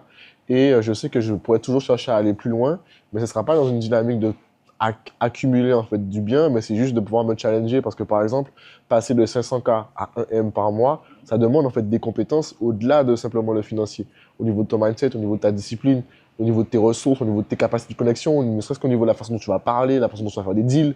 Et c'est ce que moi qui m'intéresse en fait, c'est devenir cette meilleure personne qui est capable de pouvoir atteindre ces niveaux financiers là, et pas le niveau financier en lui-même. Je sais pas si tu vois ce que je veux dire. Après, moi, j'utilise des points quand même d'ancrage qui sont pour moi, en fait, quand même matériels. Ça m'aide à aussi savoir si j'ai atteint certains objectifs. Par exemple, je sais que je vais m'acheter une autre barre à piguer à un certain niveau. Je sais que je vais m'acheter une villa à un certain niveau. Mais c'est pas ma target finale. Ma target, c'est vraiment la personne que je vais devenir pour atteindre ce point-là, puis ce point-là, puis ce point-là. C'est un peu comme ça que moi, je vois un peu au niveau de la vision. Voilà. Est-ce que quand tu t'es formé, Ouais. tu as eu un mentor, par exemple, depuis tes débuts jusqu'à maintenant? Ouais. Ou est-ce que c'est vraiment, par exemple, tu rencontres des gens, tu te formes via des formations, des livres, etc. En fait, je pense que si j'avais un mentor, je n'aurais pas pris autant de temps. Après, je dis que j'ai autant de temps. Je suis encore jeune, j'ai 26 ans. Mais je veux dire, pour moi, par rapport à toutes les erreurs que j'ai faites, je pense que si j'avais un mentor, j'aurais sauté les étapes et j'aurais été beaucoup plus vite, en réalité. Par rapport à ma motivation et ma discipline, je pense que j'aurais été beaucoup plus vite si j'avais plus rapidement pris des formations ou plus rapidement eu des mentors. Mais je pense que c'était nécessaire aussi pour me permettre de solidifier certaines bases. Et ce qui fait qu'aujourd'hui, j'ai quand même les connaissances et les compétences que j'ai. Après, je continue toujours à me former, à lire des livres et à rencontrer des gens. Je pense qu'aujourd'hui, j'ai pas vraiment de mentor, mais à part Leonardo de Vinci, que j'aime beaucoup. C'est un peu ma référence en termes de mentoring par rapport à l'art, mais aussi par rapport à ses recherches scientifiques et philosophiques. Je sais pas pour ceux qui connaissent, peut-être. Leonardo de Vinci. C'est pourquoi tu disais mentor tout à l'heure, tu faisais référence à lui, en fait. Comment? Ah oui, à un moment, ouais. Ouais. Ah, parce que votre mentor, il n'est pas forcément quelqu'un qui va être présent là. Vous pouvez aussi vous documenter par rapport à ses recherches, par rapport à ce qu'il fait, et l'utiliser comme support de mentoring pour pouvoir atteindre certains objectifs, quoi, tout simplement. C'est un peu ce que moi je fais, quoi.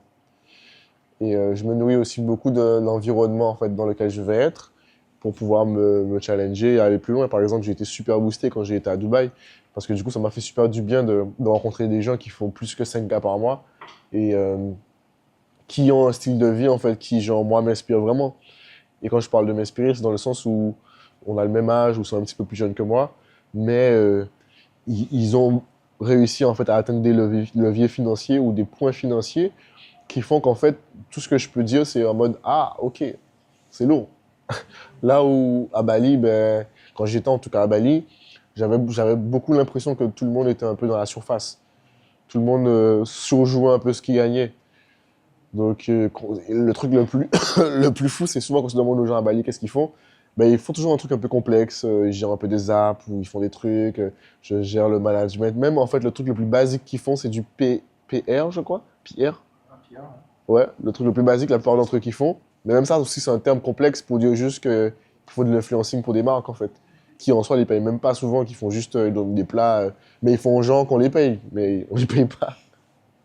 Parce que les marques n'ont pas l'argent pour payer les influenceurs. Donc sur les réseaux, ils vont dire oui, je suis PR. Je savais toujours pas PR déjà de base. Ouais, voilà. Ils vont faire des trucs de relations publiques, mais en soi, c'est des restos, c'est des hôtels qui leur disent ah, j'aime bien votre contenu, est-ce que vous pouvez.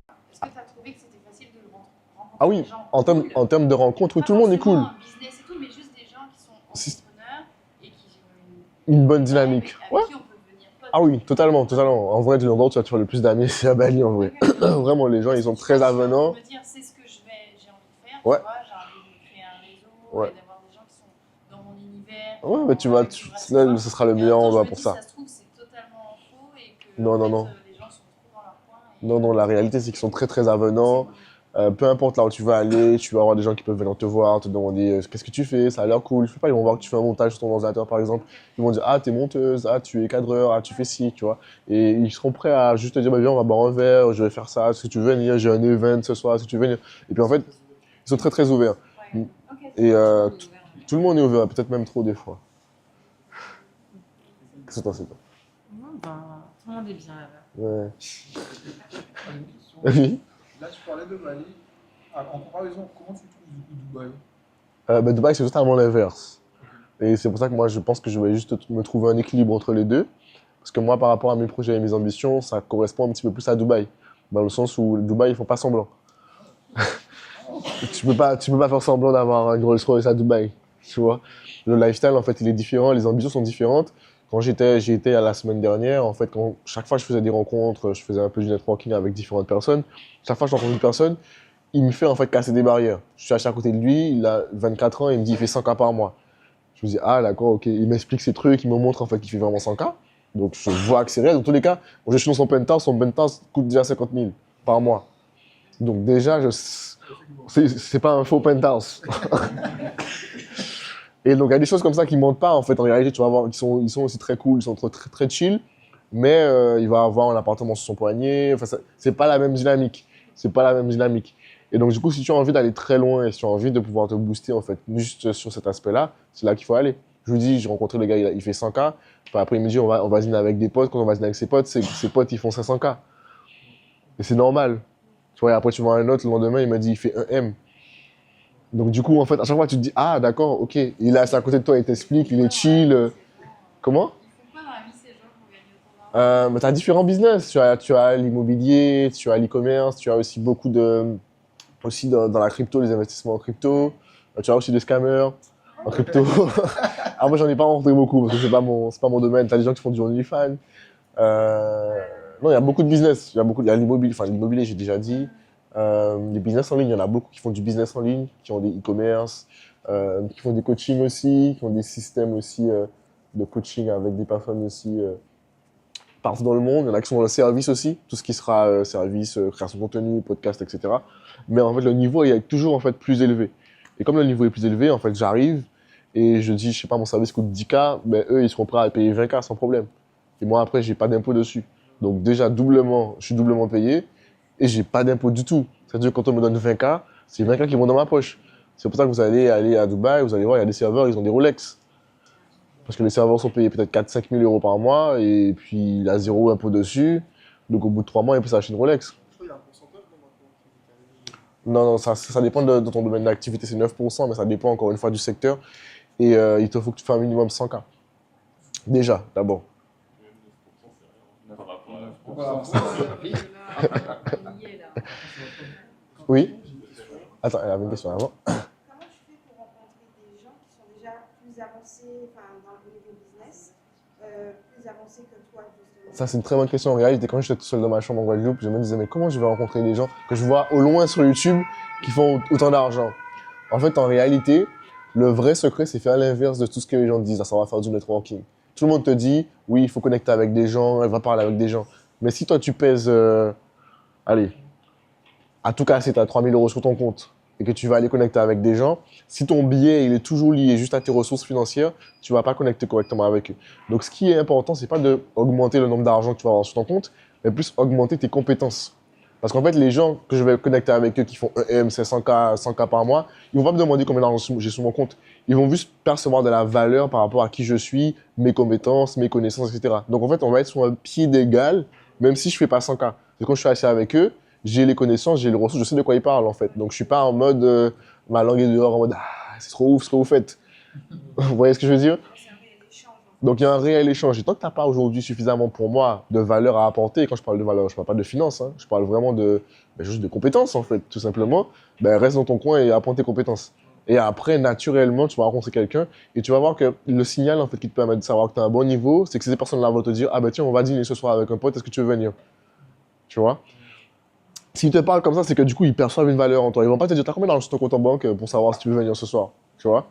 Ils vont juste te trouver cool, peut-être juste pas parce que tu es cool, mais parce qu'effectivement, tu apportes de la valeur. Moi, je vais leur parler du personal branding, de comment ils peuvent améliorer leur communication sur les réseaux, etc. Et donc, il va par exemple, truc tout con que je vais faire, je vais me connecter avec lui, il va me dire je fais ça, etc. Je regarde son compte Insta, il me passe son compte Insta, on s'abonne, etc. mutuellement. Et puis, je vais peut-être voir des points d'amélioration, je vais dire, ah, tu peux faire ça comme ça, comme ça. Et puis, peut-être qu'il va trouver effectivement le point de valeur tellement intéressant, il va dire, ah, ok, sérieux, c'est vrai, j'avais pas pensé à ça.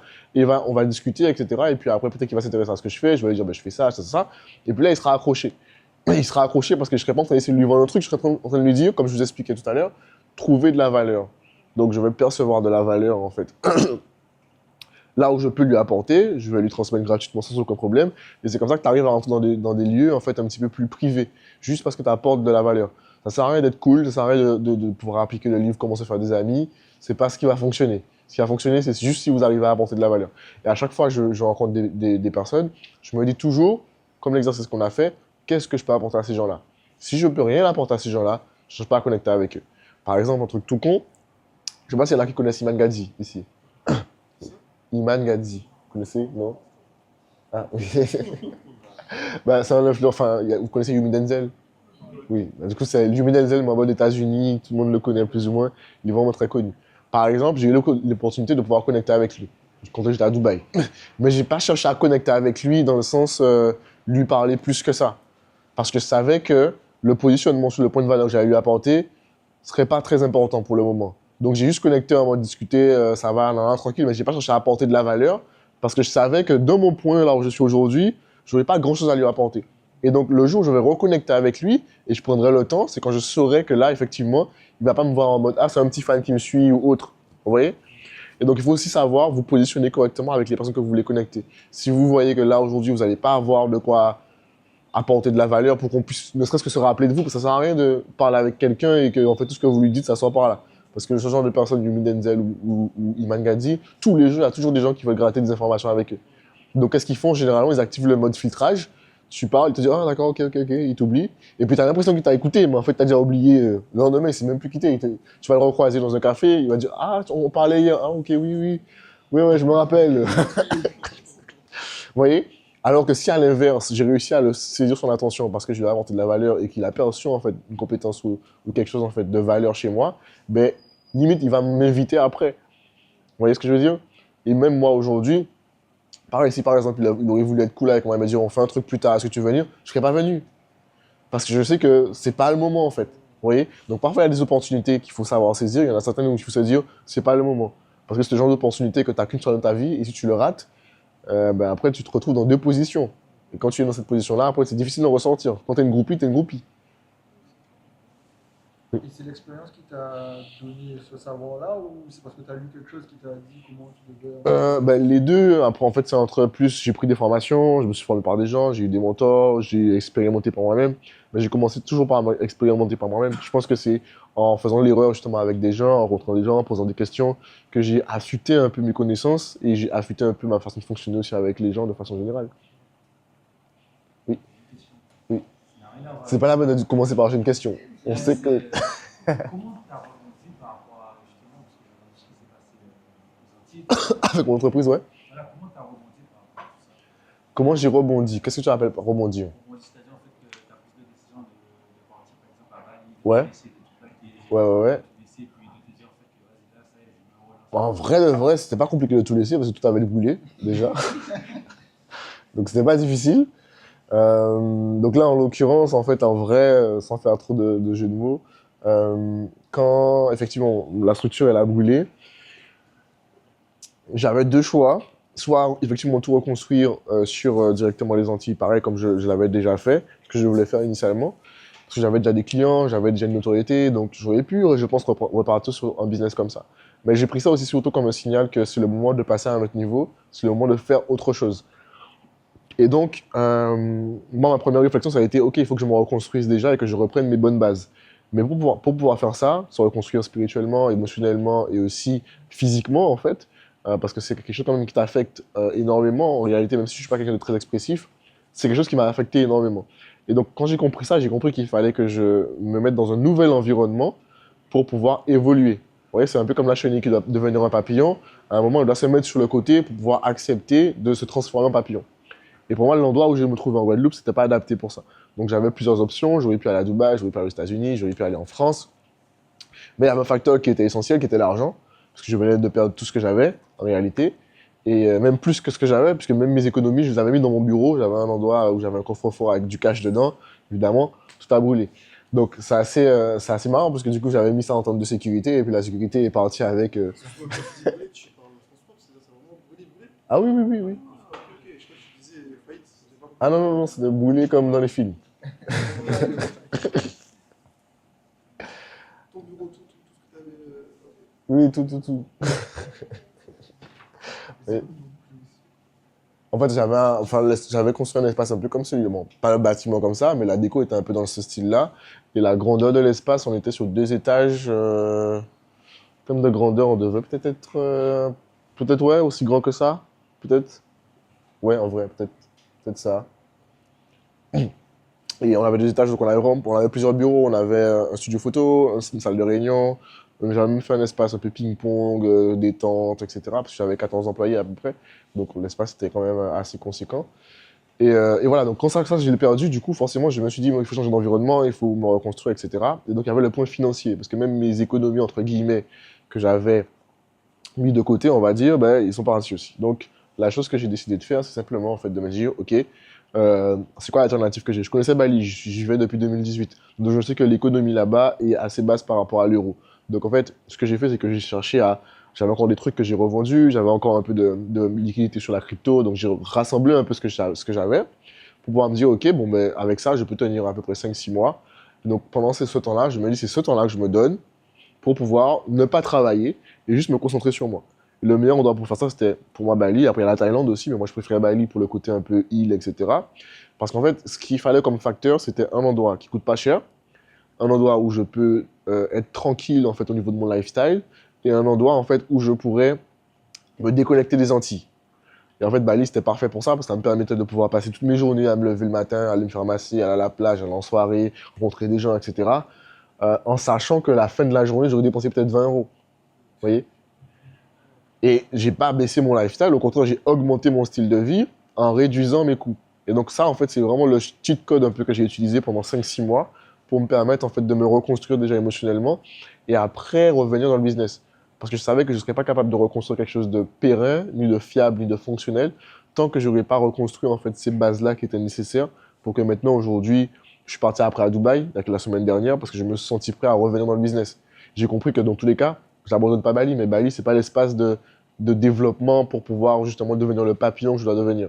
Parce que finalement, les gens qui sont à Bali, ils sont très bien dans leur cocon et ne cherchent pas forcément à développer, on va dire, financièrement comme je voudrais le faire. Et en soi, c'est OK, hein, c'est pas mauvais. Parce qu'en soi, ils ont un style de vie, et c'est un style de vie de ouf. Tu te réveilles le matin, tu te fais masser, et puis après, tu es dans une belle villa, puis tu as des gens qui cuisinent pour toi. Enfin, c'est très bien. Tu peux vivre comme ça pendant longtemps. Après, c'est pas ce que moi, c'est pas uniquement ce à quoi j'aspire. Moi, j'ai envie de créer de plus grandes choses. Donc, m'entourer d'un environnement plus élevé, c'était important. C'est un tremplin pour toi. Voilà, c'est un tremplin. Du coup, est-ce que tu penses que l'état d'esprit, c'est au moins 60% de l'effort? C'est une bonne question. Est-ce que l'état d'esprit, c'est 60% de l'effort? Je pense que l'effort vient d'abord et après, l'état d'esprit vient ensuite. Je pense que c'est l'état d'esprit se forge après l'effort, je pense. Mais il faut mettre ton corps dans la situation de l'effort pour après, en fait, permettre à ton état d'esprit de comprendre à quel point il faut qu'il se forge. Parce qu'en fait, c'est vraiment pour moi un duo. Les deux vont ensemble. C'est plus tu vas faire de l'effort, plus il va falloir forger ton état d'esprit. Et en fait, les deux avancent. L'effort devient plus élevé, l'état d'esprit doit évoluer. Tu comprends? Et c'est les deux peuvent pas aller, enfin, les deux vont ensemble en fait en réalité, parce qu'il n'y a pas d'état d'esprit sans effort, il n'y a pas d'effort sans l'état d'esprit. Donc c'est un binôme, je dirais c'est du 50-50 en réalité. Il n'y a pas un levier de force, je pense, entre les deux. Et est-ce que tu pourrais donner une astuce, enfin, plutôt une mise en garde par rapport à Bali ou Dubaï, je sais pas, enfin, quelque chose qui fait que faites attention par rapport à ça, enfin, par rapport à ton expérience. Ah, par rapport à mon expérience, par rapport aux deux, Bali, faites attention de ne pas tomber dans votre zone de confort, parce qu'on tombe très vite dans la zone de confort. Il y a plein de gens qui viennent pour un objectif et puis après ils oublient pourquoi ils sont venus. Il y en a beaucoup. Et tu découvres un nouveau style de vie, tu découvres un nouveau... C'est comme si tu arrives dans une matrix complètement différente et tu peux oublier pourquoi tu es venu. Ça, c'est vraiment faire attention à ça. Deuxième chose, quand on est un homme, faire attention à Bali pour les femmes, parce qu'il y en a beaucoup. Et elles sont dévergondées, vraiment. C'est pas une blague, hein, c'est sérieux. Quand tu as déjà été. Non, bref. Donc, Je faisais pas attention à ça. si tu veux. Je parle de ça qu'il y a de se marier avec des Européens. Alors, quand je parle des femmes, je parle pas que des Indonésiennes. Tu parles des Russes? Je parle de tout le monde. Peut-être, ouais. Il n'y a pas que des Russes. Il n'y a pas que Moi, des je fais Russes. pas attention. Non, mais t'es une femme, dans tous les cas. J'ai pas fait attention. Voilà, tu peux pas parler en tant que... Quand je dis qu'en fait, il y a deux moods, il y a effectivement... Enfin, il y a trois moods. Il y a effectivement les Indonésiennes, pardon, qui cherchent des bons partis sous les Occidentaux.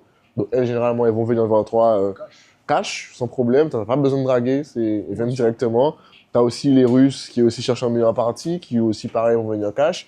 Et puis, tu as aussi, la plupart d'entre elles, c'est ça, des personnes qui sont en vacances, donc des femmes qui sont en vacances, et elles sont venues à l'autre bout du monde. Et souvent, elles sont là parce que c'est le voyage de leur vie, et elles sont en roue libre.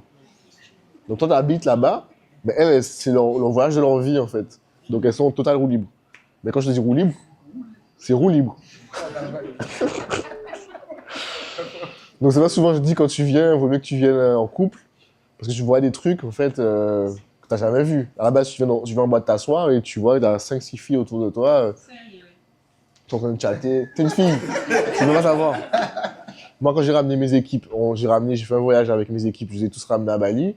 Il y en a qui étaient célibataires, il y en a qui étaient en couple. Ils ont tous pas compris ce qui leur arrivait. On allait dans des events, on allait dans des restaurants. Même à moto, vous êtes à moto, comme ça. Il y a des filles comme ça, ils peuvent arriver et vous parler, en fait, vous faire coucou, des trucs comme ça. Sur Insta, mais c'est ça, j'ai vu sur Insta. Donc des trucs hallucinants, tu vois. Il y a des fois, tu vois des gens, ils s'échangent leur téléphone à la moto pour dire voilà mon Insta. Ça va très très vite. Donc faire attention à ça, effectivement, c'est parce que. Tomber sur des mauvaises personnes, je pense aussi. Dans quel sens? Enfin, tout ce qui est kidnapping, des trucs comme ça. Il y en a pas énormément à Bali. Il y en a pas énormément. Il y en a dans d'autres pays peut-être, mais Bali pas trop. C'est pas trop réputé pour ça. Donc ouais, premier conseil, faire attention à ne pas perdre son objectif. Deuxième conseil, en vrai c'est. Comment? Bah en fait, même si, imagine que tu es célibataire, tu peux aussi perdre la tête, hein, parce qu'il y en a beaucoup que je connais là-bas, tous les soirs, ça tourne. Parce qu'en fait, ce sont des femmes qui arrivent tous les jours, en fait, l'aéroport il est rempli. Donc en fait, elles arrivent, elles repartent. Elles arrivent, elles repartent. Et puis eux, ils sont tout le temps en soirée, et puis ils ont des nouveaux modèles. Et ils font ça pour de vrai, c'est pas des blagues. Hein. Et comme en fait, elles restent pas, bah, du coup, c'est assez facile, parce que il n'y a pas d'attache, il n'y a pas d'arrière, rien, tu vois, c'est exactement ce qu'ils veulent.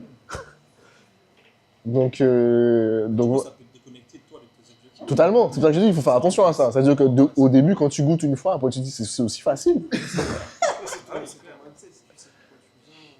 Mais ça, il y en a beaucoup qui sont arrivés avec un mindset solide, quoi, moi.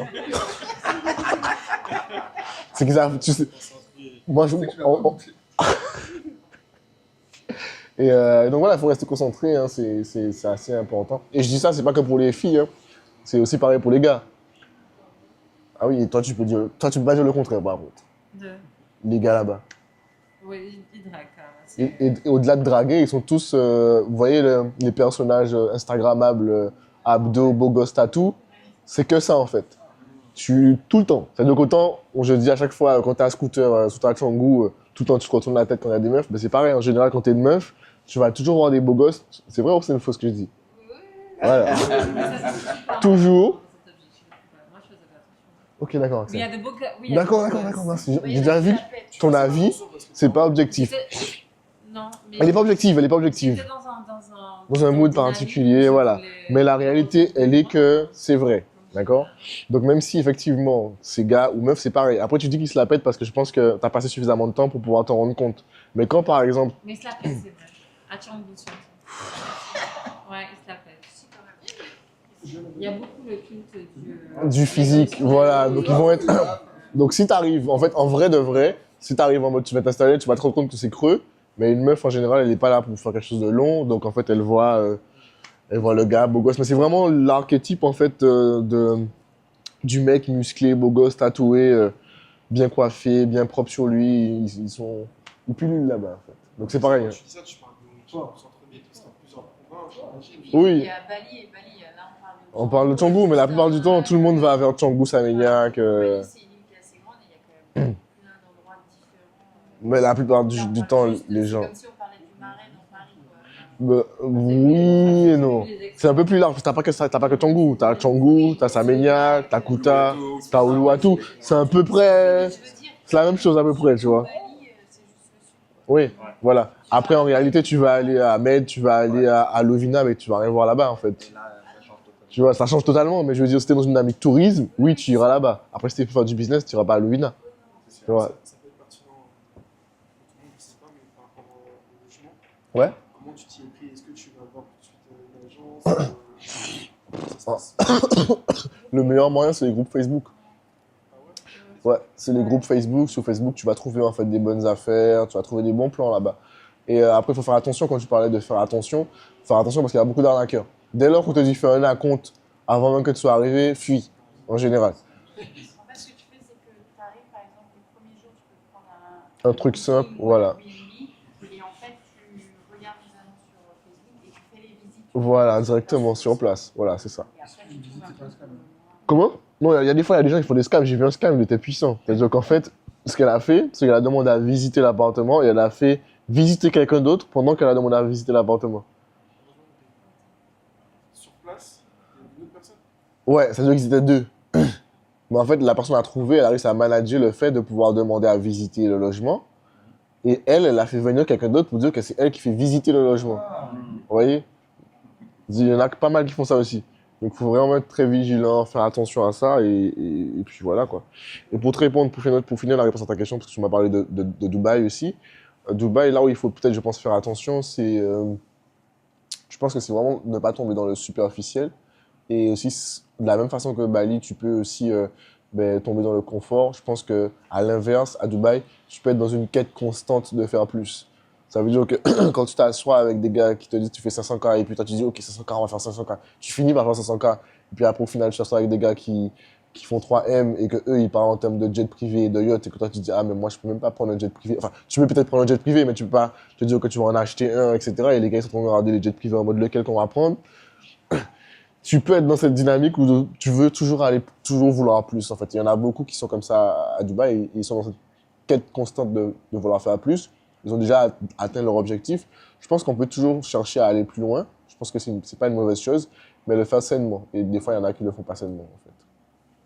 Donc, ce serait le conseil pour Dubaï. Ouais. Du coup, comment tu te protèges de ça, de la rééternance? Je pense que venant de quelqu'un qui a déjà beaucoup eu et qui a aussi perdu beaucoup, et qui de base a commencé avec rien, en fait, ça te permet d'avoir une perspective assez large, en fait. Et le truc qui est super intéressant, c'est que quand tu as eu beaucoup, en fait, au bout d'un moment, tu te rends compte rapidement que t'as pas besoin d'autant, en fait. Et souvent, tu te remets en question, en tout cas, si tu veux reprendre, en fait, une paix intérieure et être heureux, en fait, tu vois, tu commences à te rendre compte que c'est pas avec le matériel que tu vas l'être. Et donc, du coup, tu commences à set up, en fait, des objectifs qui peuvent être matériels, mais qui sont aussi autre part que matériels. Et moi, je fais les deux, en fait. Ce qui fait que j'arrive à avoir cet équilibre-là. Et je sais que je pourrais toujours chercher à aller plus loin, mais ce sera pas dans une dynamique de accumuler en fait du bien, mais c'est juste de pouvoir me challenger parce que par exemple, passer de 500K à 1M par mois, ça demande en fait des compétences au-delà de simplement le financier. Au niveau de ton mindset, au niveau de ta discipline, au niveau de tes ressources, au niveau de tes capacités de connexion, ne serait-ce qu'au niveau de la façon dont tu vas parler, la façon dont tu vas faire des deals. Et c'est ce que moi, qui m'intéresse en fait, c'est devenir cette meilleure personne qui est capable de pouvoir atteindre ces niveaux financiers-là. Et pas le niveau financier en lui-même. Je sais pas si tu vois ce que je veux dire. Après, moi, j'utilise des points quand même d'ancrage qui sont pour moi, en fait, quand même matériels. Ça m'aide à aussi savoir si j'ai atteint certains objectifs. Par exemple, je sais que je vais m'acheter une autre barre à piguer à un certain niveau. Je sais que je vais m'acheter une villa à un certain niveau. Mais c'est pas ma target finale. Ma target, c'est vraiment la personne que je vais devenir pour atteindre ce point-là, puis ce point-là, puis ce point-là. C'est un peu comme ça que moi, je vois un peu au niveau de la vision. Voilà. Est-ce que quand tu t'es formé, Ouais. tu as eu un mentor, par exemple, depuis tes débuts jusqu'à maintenant? Ouais. Ou est-ce que c'est vraiment, par exemple, tu rencontres des gens, tu te formes via des formations, des livres, etc. En fait, je pense que si j'avais un mentor, je n'aurais pas pris autant de temps. Après, je dis que j'ai autant de temps. Je suis encore jeune, j'ai 26 ans. Mais je veux dire, pour moi, par rapport à toutes les erreurs que j'ai faites, je pense que si j'avais un mentor, j'aurais sauté les étapes et j'aurais été beaucoup plus vite, en réalité. Par rapport à ma motivation et ma discipline, je pense que j'aurais été beaucoup plus vite si j'avais plus rapidement pris des formations ou plus rapidement eu des mentors. Mais je pense que c'était nécessaire aussi pour me permettre de solidifier certaines bases. Et ce qui fait qu'aujourd'hui, j'ai quand même les connaissances et les compétences que j'ai. Après, je continue toujours à me former, à lire des livres et à rencontrer des gens. Je pense qu'aujourd'hui, j'ai pas vraiment de mentor, mais à part Leonardo de Vinci, que j'aime beaucoup. C'est un peu ma référence en termes de mentoring par rapport à l'art, mais aussi par rapport à ses recherches scientifiques et philosophiques. Je sais pas pour ceux qui connaissent, peut-être. Leonardo de Vinci. C'est pourquoi tu disais mentor tout à l'heure, tu faisais référence à lui, en fait. Comment? Ah oui, à un moment, ouais. Ouais. Ah, parce que votre mentor n'est pas forcément quelqu'un qui va être présent là. Vous pouvez aussi vous documenter par rapport à ses recherches, par rapport à ce qu'il fait, et l'utiliser comme support de mentoring pour pouvoir atteindre certains objectifs, quoi, tout simplement. C'est un peu ce que moi je fais, quoi. Et je me nourris aussi beaucoup de l'environnement en fait, dans lequel je vais être pour pouvoir me challenger et aller plus loin. Par exemple, j'ai été super boosté quand j'ai été à Dubaï parce que du coup, ça m'a fait super du bien de rencontrer des gens qui font plus que 5K par mois et qui ont un style de vie en fait qui, genre, moi, m'inspire vraiment. Et quand je parle de m'inspirer, c'est dans le sens où on a le même âge ou sont un petit peu plus jeunes que moi, mais ils ont réussi en fait à atteindre des leviers financiers ou des points financiers qui font qu'en fait, tout ce que je peux dire, c'est en mode « Ah, ok, c'est lourd ». Là où, à Bali, quand j'étais en tout cas à Bali, j'avais beaucoup l'impression que tout le monde était un peu dans la surface. Tout le monde surjouait un peu ce qu'il gagnait. Donc, le truc le plus fou, c'est souvent quand on se demande aux gens à Bali qu'est-ce qu'ils font, Ben, ils font toujours un truc un peu complexe. Ils gèrent un peu des apps ou ils font des trucs. Je gère le management. Même, en fait, le truc le plus basique qu'ils font, c'est du PR, je crois. PR. Un PR, hein. Ouais, le truc le plus basique, la plupart d'entre eux qui font. Mais même ça aussi, c'est un terme complexe pour dire juste qu'il faut de l'influencing pour des marques, en fait. Qui, en soi, les payent même pas souvent, qui font juste ils donnent des plats. Mais ils font aux gens qu'on les paye. Mais on les paye pas. Parce que les marques n'ont pas l'argent pour payer les influenceurs. Donc sur les réseaux, ils vont dire oui, je suis PR. Je savais toujours pas PR déjà de base. Ouais, voilà. Ils vont faire des trucs de relations publiques, mais en soi, c'est des restos, c'est des hôtels qui leur disent ah, j'aime bien votre contenu, est-ce que vous pouvez venir, je vous donne une nuit ou je vous donne 2 plats. Et en fait, eux derrière, ils vont dire c'est ça leur business. Comment? Non, c'est la presse, quoi. Je suis chill, quoi. Donc voilà, c'est ça en fait. Et du coup, quand tu te rends compte en fait que tu vas rencontrer certaines personnes qui effectivement font du business, la plupart des gens que j'ai rencontrés qui font du business à Bali, qui font vraiment du business, ils habitent pas vraiment à Bali. Ils ont leur logement, ils ont leur villa, ils y habitent peut-être provisoirement, mais ils vont beaucoup bouger sur Jakarta, ils vont beaucoup bouger sur la Chine, ils vont beaucoup bouger sur d'autres îles d'Indonésie, mais ils sont pas en mode ils habitent plein temps à Bali. Voilà, voilà. Est-ce qu'on a fait le tour? Il est quelle heure? Ah, on a fait plus de 30 minutes. Je pense que on est bon, sauf si vous avez des dernières questions. On va faire 3 minutes. Là, c'est le dernier moment, là. Si vous avez des dernières questions, c'est le moment. Je veux savoir la couleur de mon slip. Pour les écoles là-bas, si t'as des enfants, genre. T'as des écoles françaises, ouais. Un visa aussi pour tout le monde, du coup, j'imagine. Ah oui, ils te font un visa pour tout le monde, ouais. Après, une fois que tu as une société, tu peux avoir facilement le visa pour tout le monde. Tu as un visa pour ta famille. Tu fais ta société te sponsoriser et sponsoriser ta famille. Après, tu as des écoles françaises, anglaises, tu as toutes sortes d'écoles. Ouais. Tu fais aussi une formation là, sur la Guadeloupe. Ouais, masterclass en Guadeloupe. Faire une sur Paris. Non, malheureusement. En réalité, j'y ai pensé. Mais ça va dépendre au niveau de mon timing, en fait. Ça va vraiment dépendre au niveau de mon timing, puisque du coup, cette année, j'ai réduit totalement les masterclass que je fais. J'en ai une à Toulouse, une à Bali, et une à Martinique et une à Guadeloupe, donc j'en ai 4. Normalement, je devais faire Guyane, je devais faire Paris, mais j'ai réduit simplement parce qu'en termes de logistique, j'ai plus autant d'équipes qu'avant. Donc avant, juste par rapport à e-Academy, j'avais 8 employés. Juste que pour e-Academy, qui est la société qui s'occupe de cette partie-là, les masterclass. Mais là, du coup, je crois qu'on est juste 2 et 3 et demi, parce que du coup, il y en a une qui travaille avec moi là-dessus, mais qui est aussi sur Social Frame. Donc ça fait que j'ai plus les mêmes ressources, les mêmes capacités pour gérer la logistique en fait d'autant d'événements en fait. Donc c'est pour ça que du coup Paris c'est pas. Ouais, c'est ça. Ou alors ça voudrait dire qu'il faudrait que j'en supprime un pour faire Paris. Et pour l'instant c'est pas dans l'objectif quoi. Le livre que tu vends sur. Enfin, le guide sur. Le guide, ouais. Est-ce que ça, c'est un truc qui va rester d'ici un an, tu penses Je vais le mettre à jour. Est-ce qu'il sera toujours disponible? Ah oui, enfin, je l'ai fait, je vais le mettre à jour, je pense, encore 2 fois. Et après, je vais le laisser là, et il sera toujours disponible sur mon site, ouais. Ouais. Donc voilà, c'est bon, on a fait le tour, plus de questions. Eh ben, écoutez, si vous avez plus de questions, pas de questions, c'est bon. Sur Saint-Valentin, 1 fois, 2 fois. Ah oui, non. Oui. J'attends juste un retour par mail. Pour Bali. Oui. Non, j'ai fait un retour par mail. Rappelle-moi ton prénom. Louane. Ah oui, c'est toi, Louane. Oui, c'est moi, Louane. Ah. Voilà, Louane va à Bali. C'est à Bali ou Toulouse? Bali. Bali, ok, cool. Et tu as fait un retour. Ok, mais il faut que je regarde, alors c'est bizarre. On m'a pas dit, ok, je vais regarder ça. C'est pour la masterclass. Ah, c'est génial. Félicitations. Tu vas vouloir rester pour longtemps. Du coup. Ah, c'est des masterclass que tu disais que tu avais mis en place. Ouais, c'est ça. C'est des formations où j'apprends vraiment des trucs, tout ce que j'ai appris pendant des sessions de 3 jours ou 7 jours. Ouais, soit c'est 6 sessions Toulouse et Bali, c'est 7 jours. Et si c'est sur Paris, Guadeloupe, Martinique, Montréal, c'est 3 jours. Donc voilà. C'est fin juin. Ouais, c'est ça, c'est fin juin. Avec plaisir, je crois que c'est fin juin, ouais, je crois. Je me rappelle plus de date, mais c'est fin juin, je crois. Donc voilà. Mais écoutez, merci d'être venu. Moi, je suis chaud qu'on s'échange tous nos. Sur le groupe WhatsApp, ce que je vous invite à faire.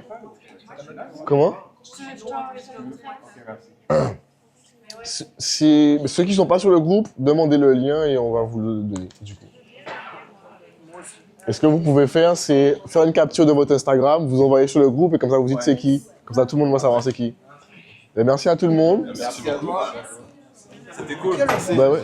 Comment? Qui a le lien du boîte? Ben, j'ai envoyé normalement. Hein. Quand t'as pas?